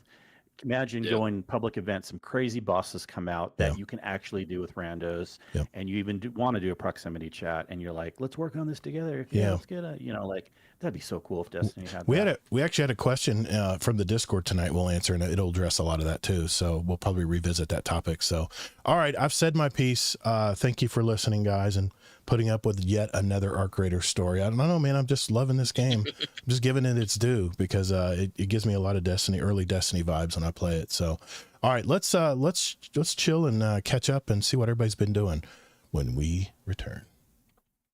All right, now we can don't worry about topics. Now I don't think it's like Destiny though. It's a different kind of game. Not like Arc Raiders, but it's a different game. But there's Arc everywhere, man. Just like there is in Destiny, there's enemies everywhere. But it's just like the enemies in Arc are just so much tougher, and you have to be really smart and taking. I guess it's the same as like a raid boss, but anyway. Well, did you ever do that highest tier and the one? No, I mean, but that to me that's artificial. To me that's artificial. To me, I'm telling you, running the raid, how they intended us to run the raid is that's the content I want to play. I really don't care if they have one arm behind my back or I can't use but one weapon or whatever. To me, that's artificial. That's not real difficulty. No, they're not. There's not modifiers on the world difficulty in Destiny. Yeah, there's not. You can't change it like other games. Okay. Division. Yeah. So, all right, let's catch up. We'll start with you, Corey. Let me start up the recording here. Yep. All right, ladies and gentlemen, this is the part of our show we just catch up and see what our co-hosts have been doing since we talked with them last. And it's been a long time, Corey, since I've talked with you, man. Fill me in, man. I know it's been quite a while, but kind of catch us up on what's been going on in your life, man. What are you playing? What are you enjoying right now? How's the podcast going? All that stuff. Yeah. Podcast kind of took a back seat. When it first came about, it was, and I had talked about it with you on the episode, there was so many people wanted to talk sports. Yeah. But because it's a gaming community, there were so many people who were like, hey, I don't watch football. Can you guys go to another channel? Can you do this or that or the third? So, there's this thing called the OWL sector that a lot of us remember, that didn't really have a place for sports people to hang out and kind of BS and talk, and without taking away from the video game aspect of stuff. So when we started it, we were like, hey, well, we're going to do it for, just a football season. And then I was like, hey, we're getting some good feedback, dude. We could probably do it for post NFL. We could do it for some other stuff. And then it kind of turned out to be the fact of life just after the NFL is, Cody was still getting into hockey pretty well, so getting that stuff figured out, and neither one of us really watching baseball too terribly much. And then it was just like we had the four nations, we had the Winter Olympics, and we had the baseball classic, and it's a lot to keep up. A whole bunch of stuff. Yeah, it was. So we had very high aspirations for the first year of it, and we're keeping up with stuff. So hopefully in the second year of it, we can do a lot better. But outside of that, I mean, it's been great. Life and things like that is just work. I think you mentioned. I think you mentioned fiance. Yeah, fiance back in November last year. 2nd, November 2nd of last year. Nice. I asked my girlfriend of about 2.5 years to marry me. Awesome. Thank God she said yes. I don't know why. I'm ugly. She's beautiful. But hey, we all marry up, dude. We all marry up. Brother, I fucking married up. Nice, man. Congrats. I am marrying up. Sorry. Congrats, man. Yeah, appreciate you, brother. We got a wedding is planned for December of this year. Okay. Got some room to invite some guys. So the guys I hang out with the most, the guys I talk to the most, Rodimus is planning on coming. PP Pipe is planning on coming as the +1 to another gentleman over there in DPS, Mr. Toll the Bell. So have some of the Discord friends. Cody, of course, Coderson will be there. Big things with that. And like I said, just work video game wise, it's been a lot of Battlefield. Nice. I loved Battlefield 4. I didn't like what they did with Battlefield 1, Battlefield 2042, Battlefield 5. Nope. Really enjoyed Battlefield 6, like it a whole hell of a lot. I played Pragmata, however you say it. Pragmata. That new Sony, Pragmata. I played that, finished it. If that game doesn't win Game of the Year, I'm going to fight everyone who did not vote for that to be Game of the Year. That game was fantastic. It was so good. Dude, man, that makes me want to play it now. That's a fourth person who's told me I love this game. It's so fucking good. If you do not have kids and you play the game, you're gonna get baby fever. It's gonna happen because it's like it's so cool. There's a little bit of a tie over from him having a daughter, and then him having a daughter, almost realistically, in this little girl, and it's just there's so much about it. I love it. It was a great game. But yeah, did that. Like I said, a lot of Battlefield and just kind of dilly-dallying, flipping around and playing other random stuff that kind of pops up that I'm like, I'll try it, or I haven't played it in years, I do it that way. Rainbow Six Siege, I got back into that a little bit. I've been playing up some of that. I'm god awful terrible at it, but The Division is a big one. Waiting for that to become cross-platform. They said it was going to be in the first part of 2026. It hasn't been yet, but waiting. They didn't say that. That was well, news, first man. and foremost, Fake news. Mr. I have receipts for everything. All right. Show them to me. I have receipts too. They said it was coming out within the year. They never said at the beginning of the year. Exactly. With year 8, they said it was coming out.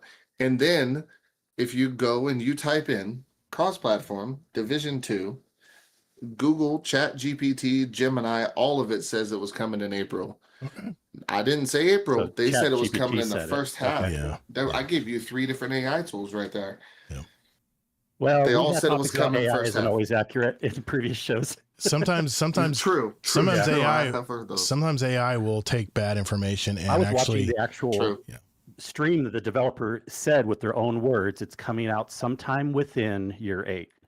Yes. Gotcha. And that's what I'm getting to is I want that. That's what I'm so desperately waiting for. That game is so good. There's so much replayability to it. There's so much fucking build crafting to it. There's so much everything. You can change world true tiers. looter shooter, Todd. You will love it. Absolutely. Yeah. You would absolutely love it. There's as soon as this cross-platform hits, it's gonna be what takes over my life. Wow, really? I'm not going to play anything else. Division I 2? loved it from the beginning. Yeah, Division 2. 1 was great. Like we Division haven't 2 been is telling you, Todd, for fantastic. months. Okay, all right. Yeah, I am waiting for this to happen Okay. because again, I said it earlier, I'm on PlayStation. Everybody in DPS minus 1 or 2, they're all on PC. The 1 or 2 are on Xbox, Nice. and I can't play with them. So when it happens, it's going to be great. The game's going to open up so much more. Their raids. You guys think that Destiny 2 raid mechanics are tough? Yeah. You know, at times even. Good luck. I remember doing good luck raids. doing Division I remember 2. doing raids in Division 1, and it was hard. It's like, man, Yeah. there was like a gunfight in this close quartered room. I'm like, man, there's so much shit going on right now. Division 2, they ramped it up. They turned it down Jeez. to 11. Yeah, don't Division compare 2. to Division 1. Division 2 is No. totally Okay, different game. all right. Yeah. Never played Totally Division 2. I different played game. Division So 1. I it's- didn't play 2.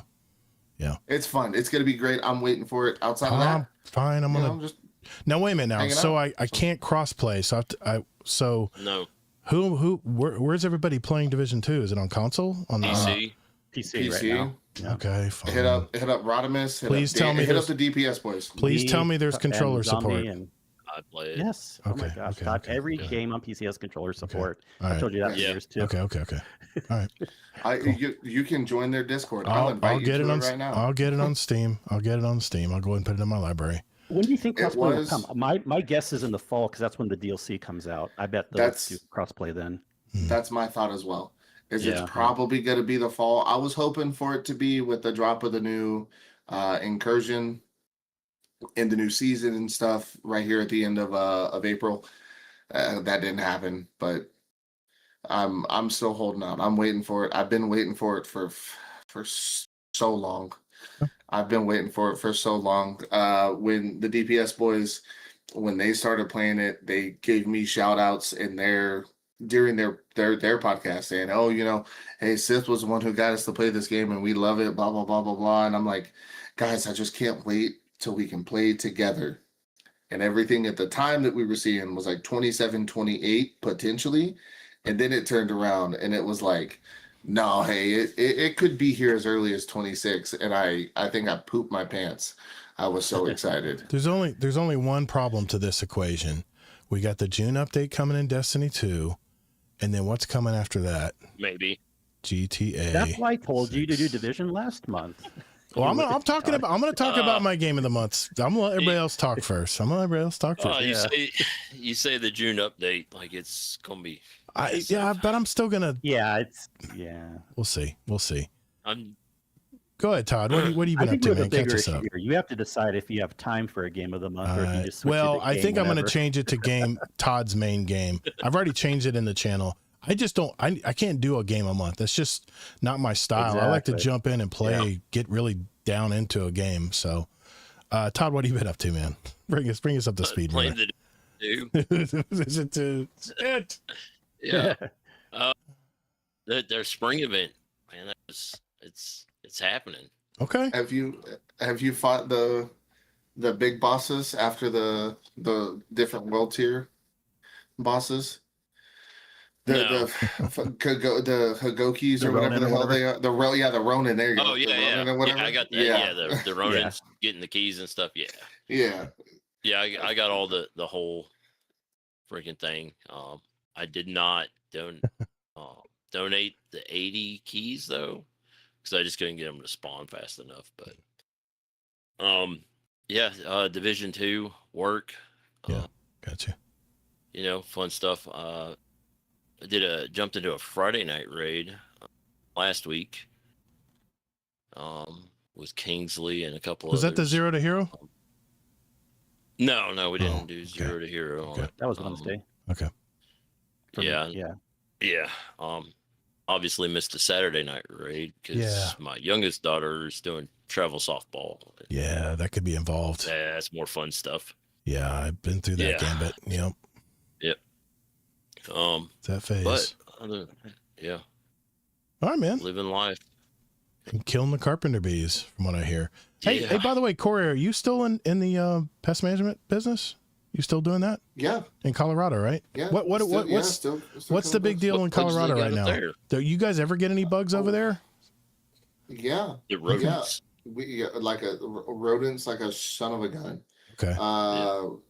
kind of what's going on in the world right now, and kind of what's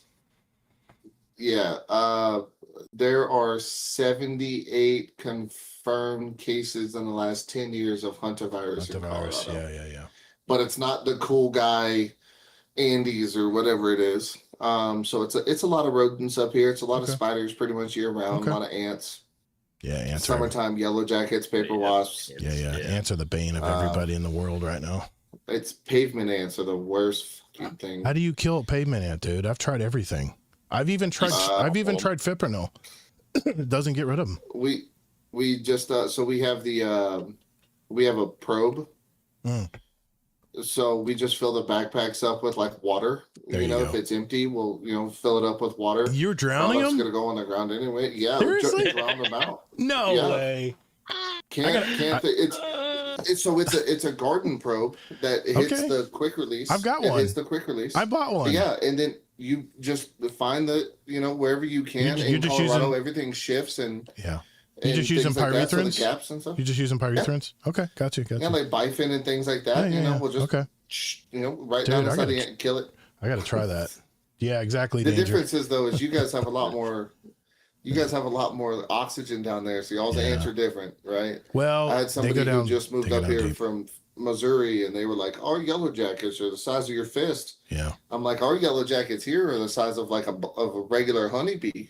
Yeah. But the problem is those nests, you run into one, it's not 15 or 20, it's 35 to 40, and they're like, "Oh, this is the worst." I'm like, they have little man syndrome, they're so pissy all the time. Like it's it's tough. Summer's coming and we're ready for it. I was just curious if you still did it, because I remember we talked a long time ago that you were in the business too. Nice. Yep. Still doing it. Mr. Kingsley Mack, what's going on in your life this week, man? Trying to get you to play Division 2. No, I'm gonna play it. Damn it! I'll say my piece after you. Go ahead. Look, the reason, because I know you pretty well. I told you probably wouldn't be into marathon, and sure enough, I was right. Eventually, the thing I know about Division is you will like the looter shooter loop that it has that's similar to Destiny. Okay. Yes, Arc Raiders is good. There's a lot of things you're hunting down, but like more of the actual looter shooter, like lots of weapons and collecting this and that. And it's a game that you can play a lot solo and you can play a lot with friends. It's good both ways. Did you say my favorite word, solo? I didn't know I could play solo.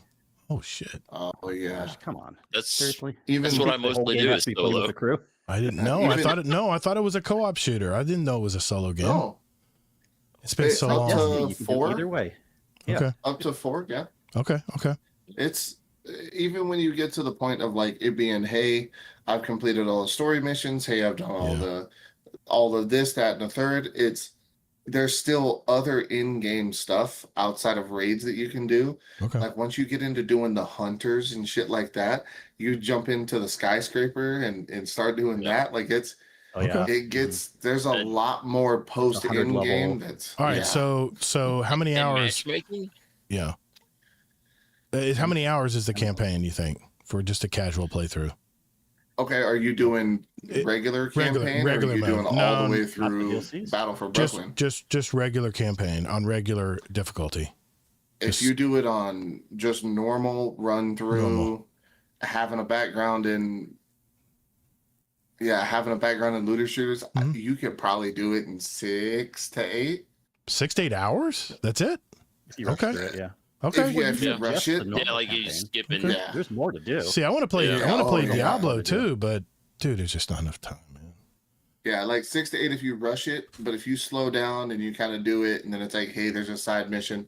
That's the other thing with Division is like you'll be doing the main mission, and then there's a side mission over here, and you're like, I'm going to do the main mission. Yeah. If you do the side mission, a lot of times it's a weird caveat to the mission you just did or the mission that's coming up. Okay. So if you kind of do it like that, man, you're looking at 25, 30. That's about right. And that's just the regular game. Yeah. And then you've got Warlords, Battle for Brooklyn, that's. And it's based in New York City. New York City. No, most second of one it's is Washington D.C., but DC. one Yep. of the DLCs is New York. Yeah. Oh, okay. Okay. well, both of the DLCs in here. Nice. I'm Brooklyn going to look and- into it. I'll tell you why when it's my turn to talk, but go ahead, Kingsley. What else you been doing, man? Other than trying to get me to play Division 2. I know. Like, see, I just know that you'll like it. That's the thing. So it's Yeah. whether just you make it a priority or not. But I jest because we're just having everyone on tonight that loves Division, including me. Yeah. But honestly, I'm playing a lot more Diablo because a big DLC came out, and not much else to say about that other than last week. I'm still enjoying it tons. Getting into the super end game, I'm kind of hovering around Torment 6, Torment 7, and Torment 10 is kind of basically the top. I mean, you could technically go to Torment 12 or whatever, but like that's more like for LOLs.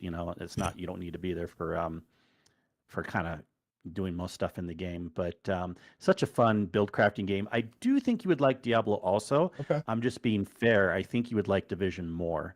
Okay. Now Diablo, Diablo, you don't have to play it this way, but it plays better with the different seasons. I mean, you could just play the campaign and give an experience based on that.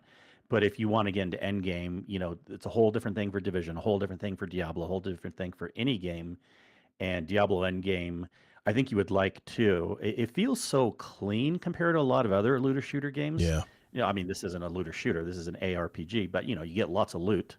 The thing that's nice about this game Diablo, and I've mentioned before, it feels very clean. It doesn't seem as like, even though it is confusing with a million different end games and builds and things you put together, you learn it pretty quickly, and it feels like not as overwhelming as some other games. And then you really kind of get into this loop where you're like, oh yeah, well, this is what I know I need to do to get more loot and to build out and stuff. And because of that top-down feel, some people think it's very limited, but I was skeptical at first too when I first started the first Diablo way back in the day. But it's so encompassing. You don't feel that way when you get into it, and tons of different build crafts and loot and everything like that. All right. I'm convinced. Other than that, I do want to mention again a little bit about the Zero to Hero raid on Wednesday. Had a lot of fun. We kind of threw out the idea. I know I was pushing for it too, of like, yeah, I mean, I'm not necessarily like the biggest fan of like wanting to do Zero to Hero all the time, but I've only done it maybe 4 or 5-ish times total. And anyone who knows me, I get kind of bored of Vault of Glass raid. I think it's kind of Vault of Ass. You know what I mean? I get why it's a beginner raid and it's one for people to start on, but I was like, yeah, stand here. Yeah. Vault of Glass Zero to Hero, then we actually have something we're going to have fun with. Can you explain that? In case people don't know what you mean by Zero to Hero. Anyone who doesn't know what that is when you start off the raid, you can only use white gear. Now, the one exception is heavy. There is no white, so you can pull a green piece of gear. But you have to use a white primary, white secondary, and white armor. Like you were starting the game from day one, but then we're going into a raid. Jeez. Now, when you get drops, this is where what made it fun. I actually cared about loot again. Yeah, because you need it. You get an armor piece. Even armor pieces. You get an armor piece. I can actually do stats now and mods. Because the game knows your true power. You get like, bam. Yeah. Because white gear has no mod slots, white armor. Nothing. So you learn to work with what you have, and it's also really good for us to see a good reminder of how absurdly overpowered we are in the game right now with abilities and with weapons. When you do a Zero to Hero Vault of Glass, it is much more similar to doing like an original Vault of Glass in Destiny 1 when it was actually hard. Right. Because we're dealing with just basic weapons. None of this like, oh, I have a rocket sidearm that can shoot a million miles away and it acts like a rocket launcher. No, you have to rely on scout, sniper, auto, SMG, and the true archetypes of like, none of these are going to be super powerful compared to all my legendaries and exotics, but I need to use the right archetype for how close the enemies are and make it work. And you actually have to focus more on that. Sounds fun. Shooting enemies correctly and making it work. So, and it can actually be a little hard at times. The Templar is a little bit hard. It can be hard to one phase it. And also Atheon's not bad. The biggest issues is ammo. I really recommend you use a scout and a sniper if you're shooting the oracles, but there's things. But I don't know. I had a lot of fun with that. Yeah. We also took Panda through. I'm just going to jump in here. We also took Panda through a Desert Perpetual for his first run.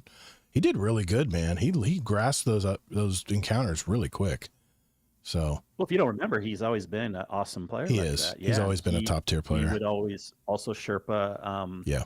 He took me through my dungeons first and then a little dungeon. bit of raids too. Yeah. Yeah. He took me through my first, can't remember which one, but yeah.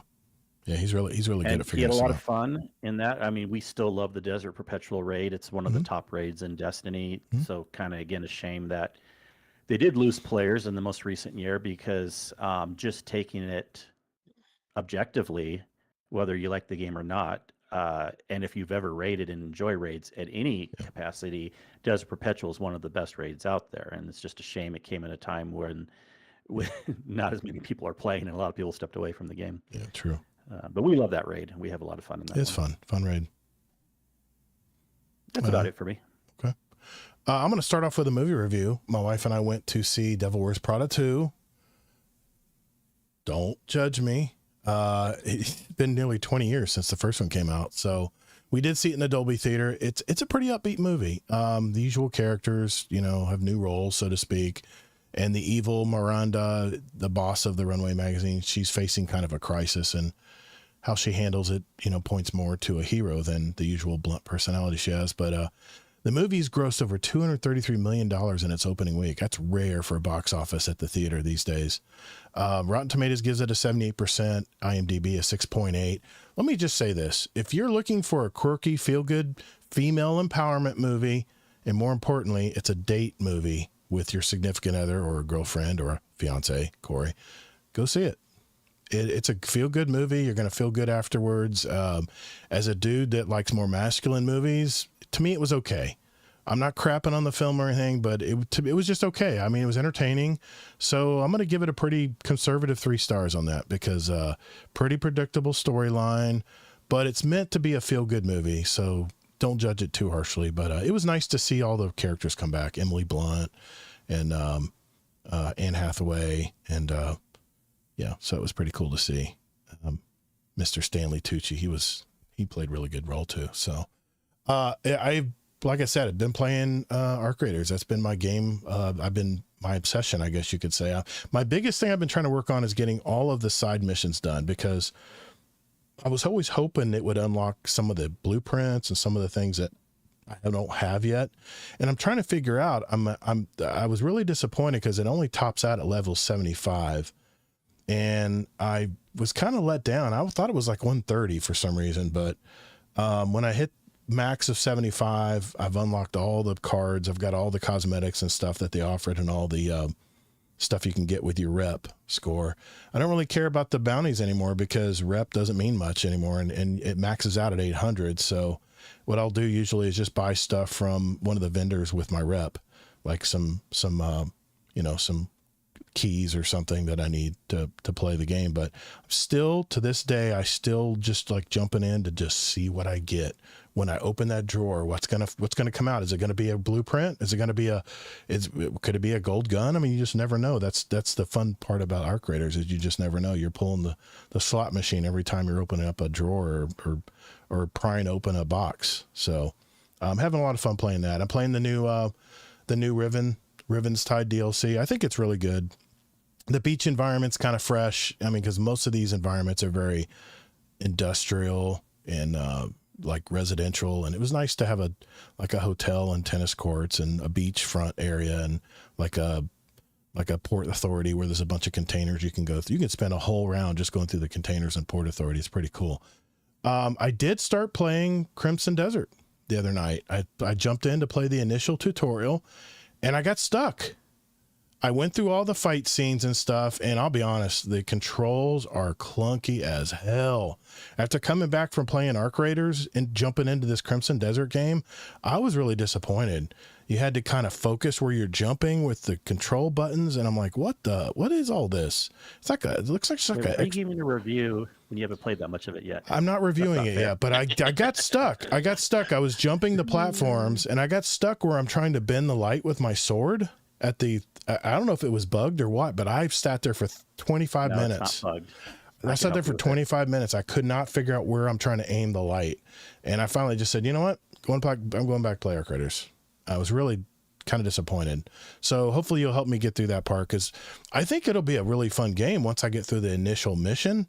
I just need to get help. I guess I need help. Do the missions, just explore and Yeah. have fun. You Yeah. know? But if you want help with that mission, I can. I just need to know what I'm doing wrong, because it's just freaking me out. But because I wanted to really jump in and at least put an hour or two in, to at least get my feet wet in it. And I'm still planning on doing that. So I think I'm pretty much had my fill of Arc Raiders. I'm moving on to Crimson Desert now, but man, is it clunky. It is clunky. You can definitely tell an independent studio made this game, because the controls are not native. They don't flow as well as some of these more highly produced games. And, it's going to take a lot to get used to. And I know I can remap some of the buttons, but I'm trying to figure out what I would remap, because just the way the mechanics are is a little confusing. I wouldn't say it's clunky. I would say there's so much more you do. It's not as basic of a game. You're busier. Definitely busier. That's for sure. But yeah, I mean, that's pretty much my week. Been working like crazy. 96 today, guys. 90, it felt like Arizona today. 96 degrees. There was a slight breeze. There's a high over Florida, which would mean there's not a cloud in the sky. So there's nothing to shade the soil. There's nothing to shade the sun. It was just like, I literally felt like I was like heading to Vegas. But yeah, that's pretty much my week. Hey, let's jump in and get some questions here. We had some in the Discord here. I'm going to leave the Discord chat for just a sec here, guys, so I can pull up questions. And we did have some good questions this week. I want to make sure we at least answered a few of them here before we go. Okay. First question is from Deadpool 1 Merc. Question for Gator. I thought Crimson Desert was your game for April, so why have you been grinding Arc Raiders? I think you know why I've been grinding Arc Raiders. And I've already changed it. It's not going to be game of the month. It's just going to be Gator's main game. That's what the channel says. But I'm jumping into Crimson Desert. In fact, Okay, but I'm curious though, if you don't give it will you still give a game at least a month, or will you give up like? I think a good 30 hours is what I need to put into Crimson Desert to at least understand what the game's about. And even if I don't want to finish it or not, I still want to put the good 30 hours in to understand. And that's going to take. I mean, maybe not put that much time. I know, but I'm putting in probably a couple hours at night before I go to bed. So no, it's not going to be just 3. I mean, I gave Marathon, I think, 18 to 20 hours before I just finally just realized the game wasn't for me. Yeah, that's the reason. That's the reason why Deadpool. I actually revisited Arc Raiders because I didn't give it enough time when it was my first game of the month, and I'm just coming back and revisiting. I want to make sure I'm fully enjoying the game. So, Blaze of Glory, a new member in our Discord, by the way. Welcome. He says, is anyone looking forward to any specific games later this year? It feels like there is a ton of interesting releases coming up. I'm curious what everyone is genuinely excited for, whether it's a huge AAA title or an indie game flying under the radar or something nostalgic making a comeback. The obvious one for me is GTA 6. Do you think there are any games that have been released or have yet to be released that can compete with GTA 6 this year for Game of the Year? Well, I think Corey said it. It was going to be the dad shooter, right? Yeah, GTA 6 will get it because people are children. Yeah. That's why. Yeah. Who determines the judging on the Game of the Year? I'm curious, on the Game Awards. Is it general population? Well, I'm curious. I don't know. Based on sales, maybe. Sales, maybe? Okay. Well, that's definitely a no-brainer. Yeah, it's a good point that there's two different questions here. And as far as the Game of the Year thing, I hope also it's not GTA 6, even though I'm going to play that. I mean, it should be Pragmata or probably Resident Evil or something to that nature, not GTA 6 just by default. Any annoying. Any games you guys are looking forward to besides GTA 6 or? Like Amazing Taco King's. Sorry. No, you Fable. said Fable. Yeah, Fable. I don't know if that's coming out this year, but definitely looking forward to that one. Yeah, I think Danger said we'll be colonizing the moon before GTA 6 gets here. We'll have to see, I guess. What about you, Corey, Kingsley? Are you guys looking forward to any games coming up around the bend here? Most of my games already came out. I already kind of knew if the first half of this year I was looking more forward to than the second half. I know that may still change if we get more announcements. And I am interested in Fable and GTA 6, but Resident Evil, Pragmata, Diablo expansion, Division stuff. Like all I've been doing tons that I've been looking forward to. There's one more. We finally got the release date for the but it's just a remake. But still, I'm looking forward to the Black Flag, in June. But that's coming up soon. Oh yeah. But yeah, it'll really be interesting to see what the second half brings, other than GTA and maybe Fable. I'm really looking forward to seeing what else might come out. Yeah, Amazing Taco King says it's speculated autumn of this year as of now for Fable. Mm-hmm. Yep, yeah. I see that too. Yeah. What about you, Corey? Anything you're looking forward to coming out, playing? More or less, at this point, it's really the Division. Okay.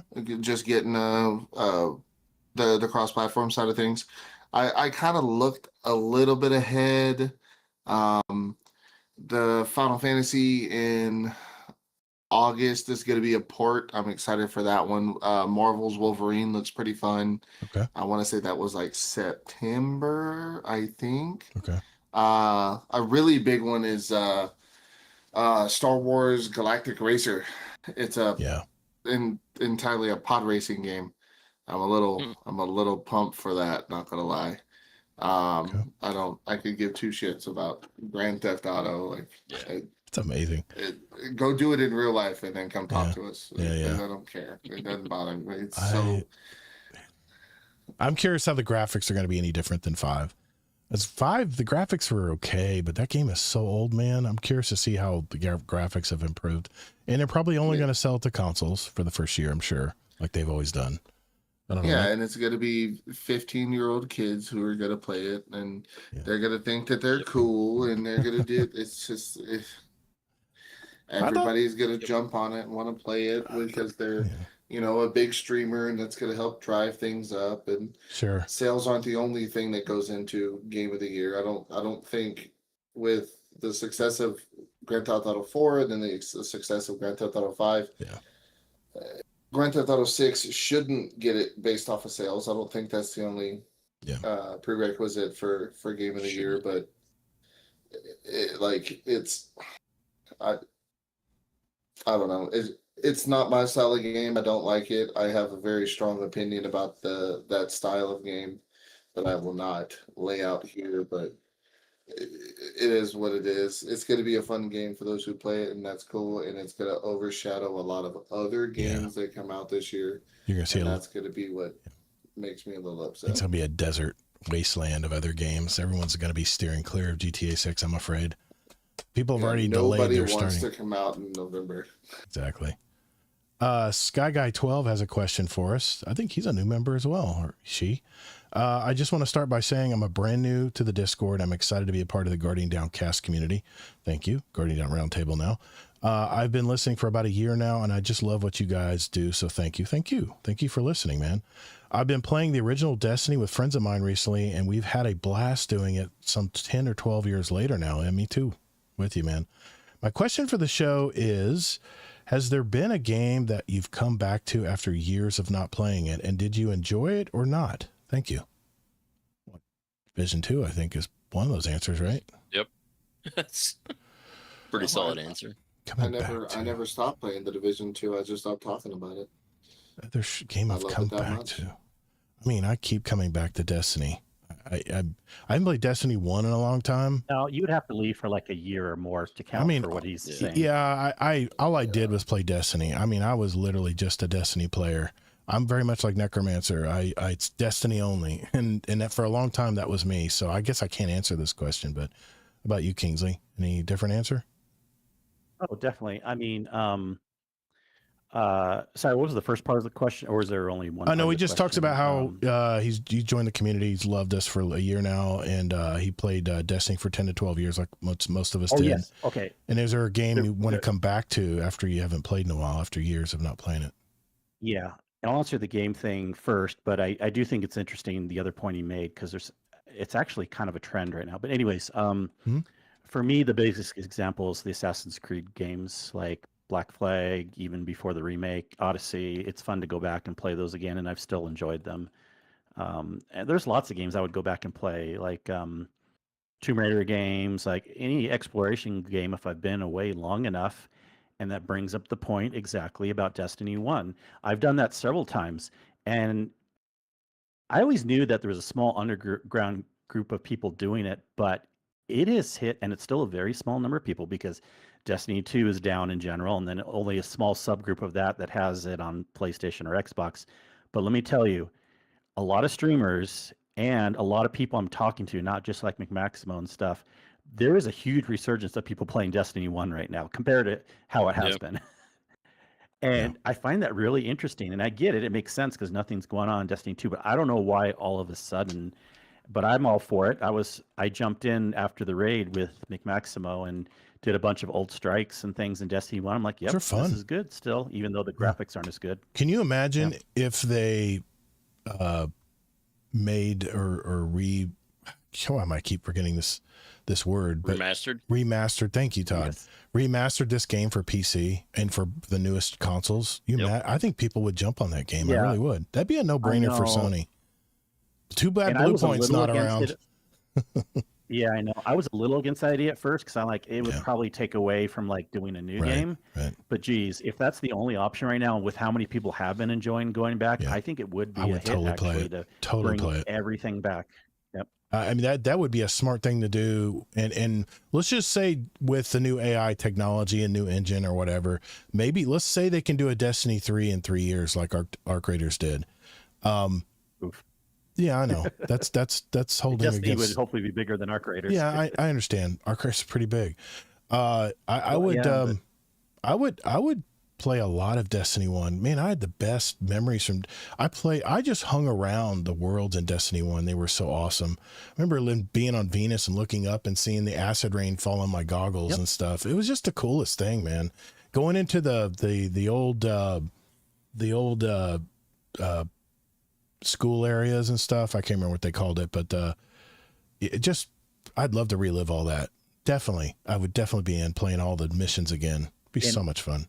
I have talked to a couple people, and I don't know if this is enough for a business model for them, but in the community, again, I'm fair. Like, this may not be enough to make it worth it for them, but I've talked to friends that have never played Destiny 1 and they only have a PC, and they're like, I would play Destiny 1 if it came to PC. Yeah, so, I would definitely. Thanks, Guy12. Welcome to the community, man. Thank you for your question. I love these new members putting questions in, man. I'm loving hearing this. So thank you. Appreciate you.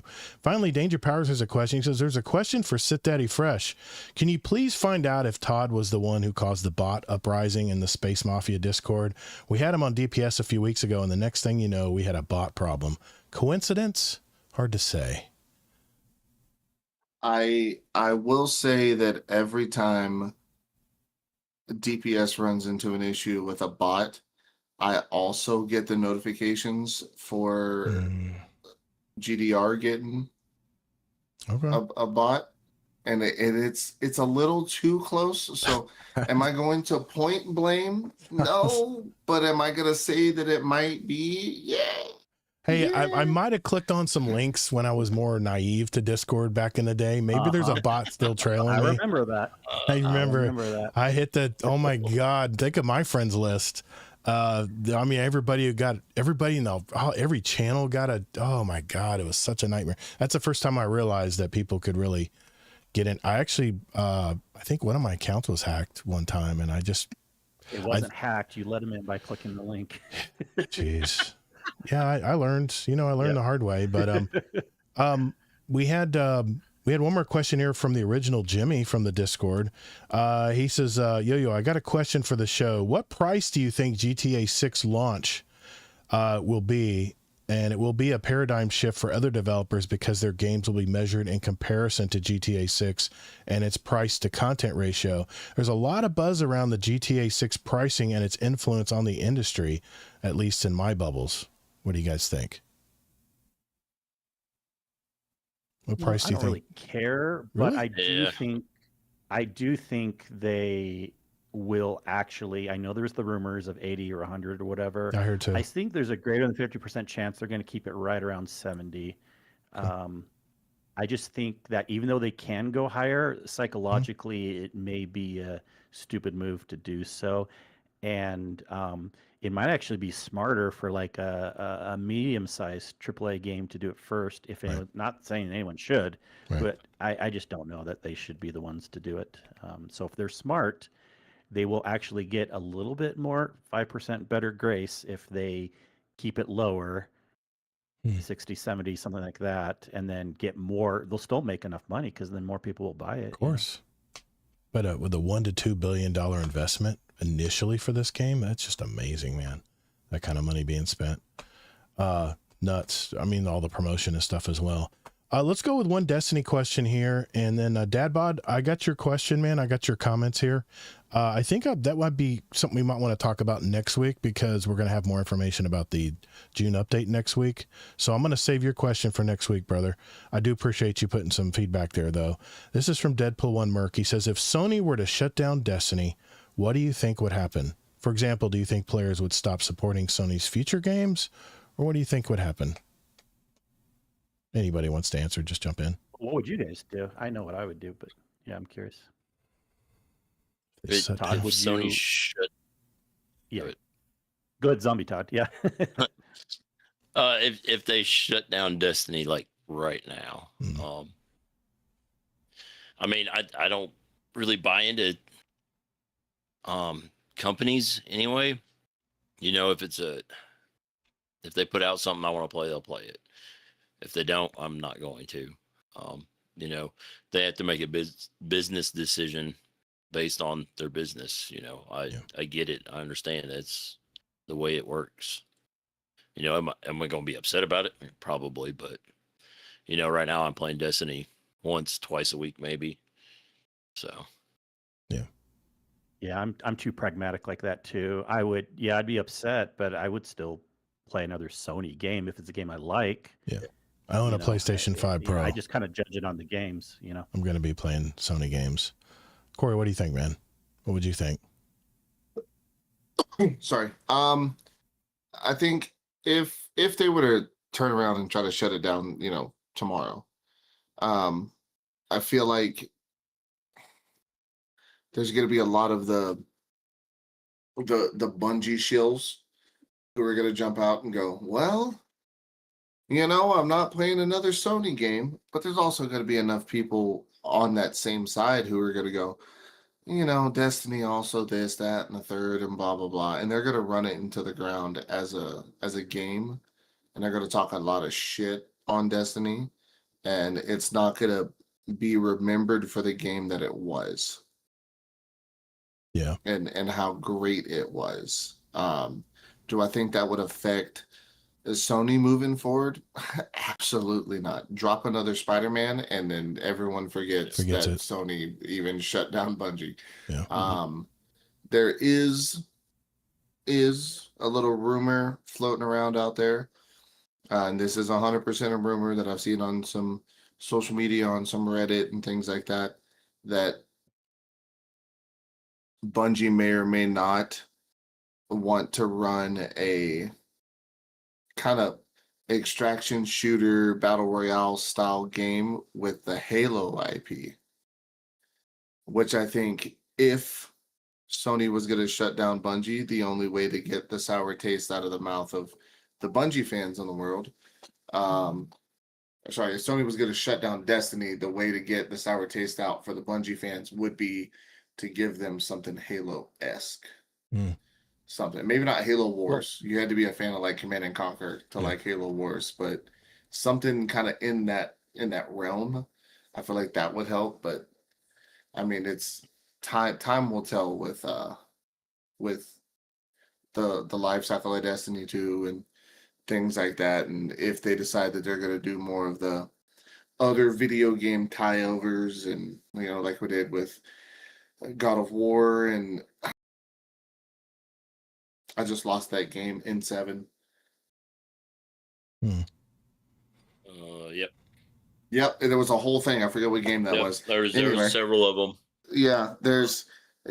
With tying over like that and then doing a whole crossover with like the Star Wars universe and things like that. I don't know if something like that would potentially help or hurt in the long run if Sony were to say shut it down, because then you lose a whole group of fans that came over for that, you know, cosmetic or that, you know, feel or whatever. Mass Effect. Thank you, Zombie Pops. Mass Effect. Yeah. But yeah, I don't know if I don't know if it would be a big enough of an issue for people to step away. I think it would be, oh, you did a bad. Mhm. You said Spider-Man 3 is coming out next month. Holy shit. Okay, cool. All right. Yeah, no. Yeah, all right. That's so crazy. Yeah. Oh, Destiny. What? I never heard of that. Yeah. That's... Mm-hmm. For one, I don't think they're going to shut down the game. I think that'll be like Destiny 1. They'll just keep the servers on and people will play it. And I don't know if they were to quit adding DLC and just like Destiny 1, just see the difference between Destiny 1 and Destiny 2 is that year of radio silence between Destiny 1 and Destiny 2, we went right into a new game. I think it's going to be a little bit longer for a Destiny 3 if they in fact decide to make a Destiny 3. I think, like Kingsley said, the fact that there's a resurgence now of a core amount of players who are going back, especially if they joined during Destiny 2 years, want to go back and play the original Destiny game, which I think would bring some clarity to some parts of the story, even though it'll leave you confused as well. But I think they'll leave the servers up. But if they did boneheaded decision to just shut the game down and shut all the servers down to Destiny, I think they would be shooting themselves in the foot there. They could still have the stores if they want to sell some stuff that's in it. I don't know how many people would actually buy it, but I don't know. I like the idea of making redoing Destiny 1 for the newer consoles and PC. I think that would be a smart move. I don't know how much it would be involved in doing that and how long it would take them, but I think that would be a smart move. I think a lot of people, including streamers, would jump right back in and play it just for the nostalgia vibes. So are we going to jump back like a year and a half, maybe 2 years actually now of conversations on GDC and it being Destiny Online? I still am hoping. That would be great. That is a standing request that I've always had. Is I always think they should bring back both games and make the big giant. I mean, Astrocross stole my idea. I'm just going to say it. He calls it Destiny Classic. I came up with the idea well before. It's a very easy idea. Okay, fine, but I mean, no, he's for sure a GDC fan. The assets are already been made, and yes, I know they'd have to recode everything. I understand that, but the artistry has already been done. They've already made those guns. They've already made that armor. To just incorporate it into a giant game where you can earn all the stuff at just playing different parts of the game. Now, if they made it like Arc Raiders where you could go and find this stuff or do individual stuff and purchase it from vendors and stuff, that would be even better. But man, we're talking about a whole new game then. But I always hold out hope for a Destiny Online. I really do. So, yeah. Okay, but the question, would you still play other Sony games if they I did would. turn off I mean, I own a Destiny? PlayStation. I own a Sony PS5 Pro. I mean, I'd be kind of dumb not to play other Sony games. And let's face it, man. All right, let's just look at it this way. We have had 10 to 12 years of absolute fun times playing the Destiny franchise. And I've played every since 2014, I've played this game. It's the longest I've ever played any video game before I jumped off, including the Call of Duty years and the aughts. So I think it's been a good run, man. I'm looking forward to seeing what they're going to talk about next week in the TWAB. But if I think where the rubber's going to meet the road is after the update. Are they going to continue with the prophecy story? Are they going to finish it out? Because they said it was a 2-year story. Are they going to finish it out, or are they just going to cut bait and take off? I don't know. That's the $1 million question right now, is how much further are they going to go past this update? Because this update is owed to us. We already paid for this update. They delayed it because of Marathon and other things that were coming out at the same time. But this update is free. It is stuff we already paid for with the annual pass thing. So it's going to be after that. Are they going to decide to invest the time to make a new stories and new cutscenes and all the new things for the prophecy saga? That's going to be the question. Are they going to cut bait, or are they going to keep going and finish that out? My hope is that they finish it out, because I kind of want to know where the story goes with the 9, finding the 9. So, we'll see, I guess. Yeah, They'll probably finish it out, but it'll be over another 2 years when it should have been 1 year. Yeah. Kind of to that point. Yeah. Too, is like when Todd, when I was on 240, whatever it was, I had said in there that I don't really care where the story goes as long as they keep it lore based. I don't care what they do. Yeah. As long as you can have a tie for whatever you're doing next, be lore based, I'm cool with it.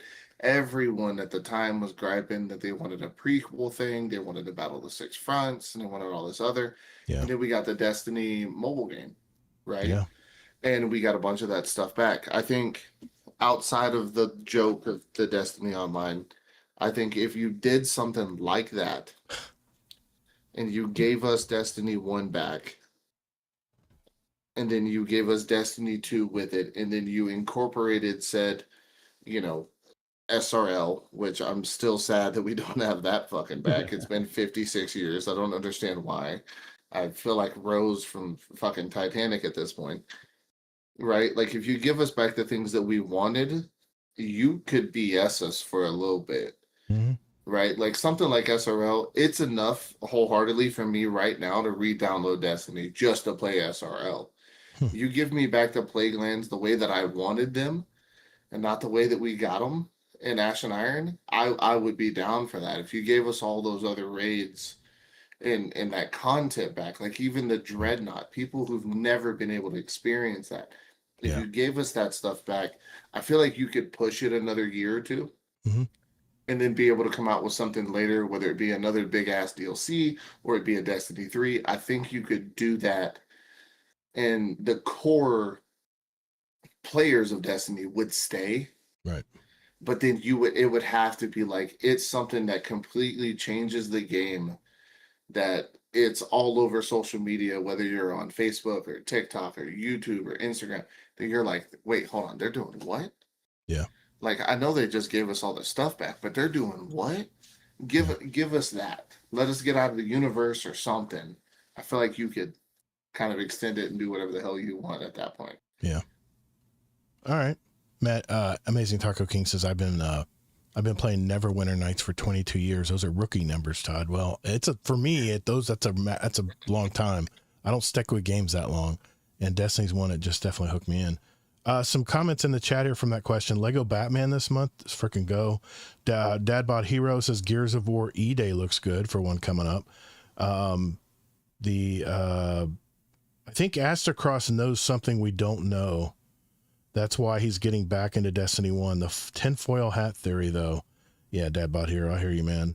I think it's just nostalgia from Scarlet Maddie. I went back into the last couple of weeks. Love the member berries, maybe to me, but $70 hardline. When we think about the kids you guys were talking about earlier playing the game, what's easier for a kid to ask their parents for $70 or a whole 180 to 100 might be too much as far as the GTA 6 pricing question we had. So first year children should be playing GTA. Exactly. That's like, let's make sure that that's parents got I don't have kids, but like if I had a kid under 15, I'm not letting them play. Yeah, exactly. Auto. Well, gentlemen, it has been a great show. That is our show for tonight. Thank you guys for hanging out and talking tonight. I have good conversations tonight, man. This is what I love about this show. We can really we can go really anywhere we want, but I appreciate you guys filling in tonight and talking with us about your topics. Corey, before you go, man, you want to give a shout out for your podcast? You want to give anybody a shout out in the communities out there? Yeah. Sit Daddy Fresh, otherwise known as Corey. You can find me in most of the time over in the Space Mafia Discord, hanging out with the DPS boys. Yep. As football season gets closer, you'll be able to find me in the Buzzer to Buzzer Discord, where we have our own little podcast. We talk about sports and things coming up and hot takes, and we like to talk about sports the way that people actually do, and not do the technically, and fix our fucking bifocals and snap our suspender. We're not doing all that. Right. Yeah, you find me in those two places, and that's kind of it. I got a TikTok you can go follow if you want, but it's not my name here. You'll have to message me for it, and I'll throw it out there. Well, I tell you what, man, NFL season rolls back around. Be sure to invite me, as I definitely want to talk some football, man. Definitely. Me and Cody have been talking football with a signing that happened during the show tonight, and we've been talking. We put a $20 bet on something. Okay. In the middle of the show tonight. So nice. Okay. All right. Mr. Zombie Pops, thank you, sir. Appreciate you, brother. You want to give a shout out to anybody in the community? The Wednesday night raid crew. I recently had to drop from that. Just hope those guys are hanging out and doing good things. Awesome, man. Thank you, sir. Appreciate you being on tonight, man. Kingsley, any shout outs? Yes, to our lovely guests. It's always fun having Zombie back on again, but you're kind of like a normal. But true guest, Stiff Daddy Fresh. I haven't been on a podcast with you before, so thank you so much for coming on. Yeah, man. I appreciate you, brother. Don't flatter me too much. My head can only get so big. You're flattered. You get all the praise right now. I'm giving a shout out to everybody in chat tonight. We had some really good comments tonight. Amazing Taco King. We had it was you, Zombie. We had External Barge in the chat tonight. Deadpool 1 Merc, Dadbot Hero, Scarlet Maddie, as always. Thank you, sir. Azura Demon, thank you for jumping in. And Danger Powers also was in here tonight. Thank you, sir. Appreciate you. So I'll give everybody a shout out that shows up to our live shows. I know it's not the most convenient thing, and live shows are really tough to catch sometimes, especially on a weekday. You know, people got to work the next morning. I get that. I totally do. So we appreciate everyone who jumps in every Thursday and wants to give us feedback on what we're talking about. So that's it, guys. That's our show. Thank you for hanging out, and we'll see you guys next week. 2 exciting guests next week. Not the current company excluded here, but we have 2 more guest co-hosts coming next week, and let's just say I haven't talked with them in a long time. So I'm looking forward to seeing what they've been up to. So with that being said, remember, as in life or in your game, get your reps in. Later, Guardians.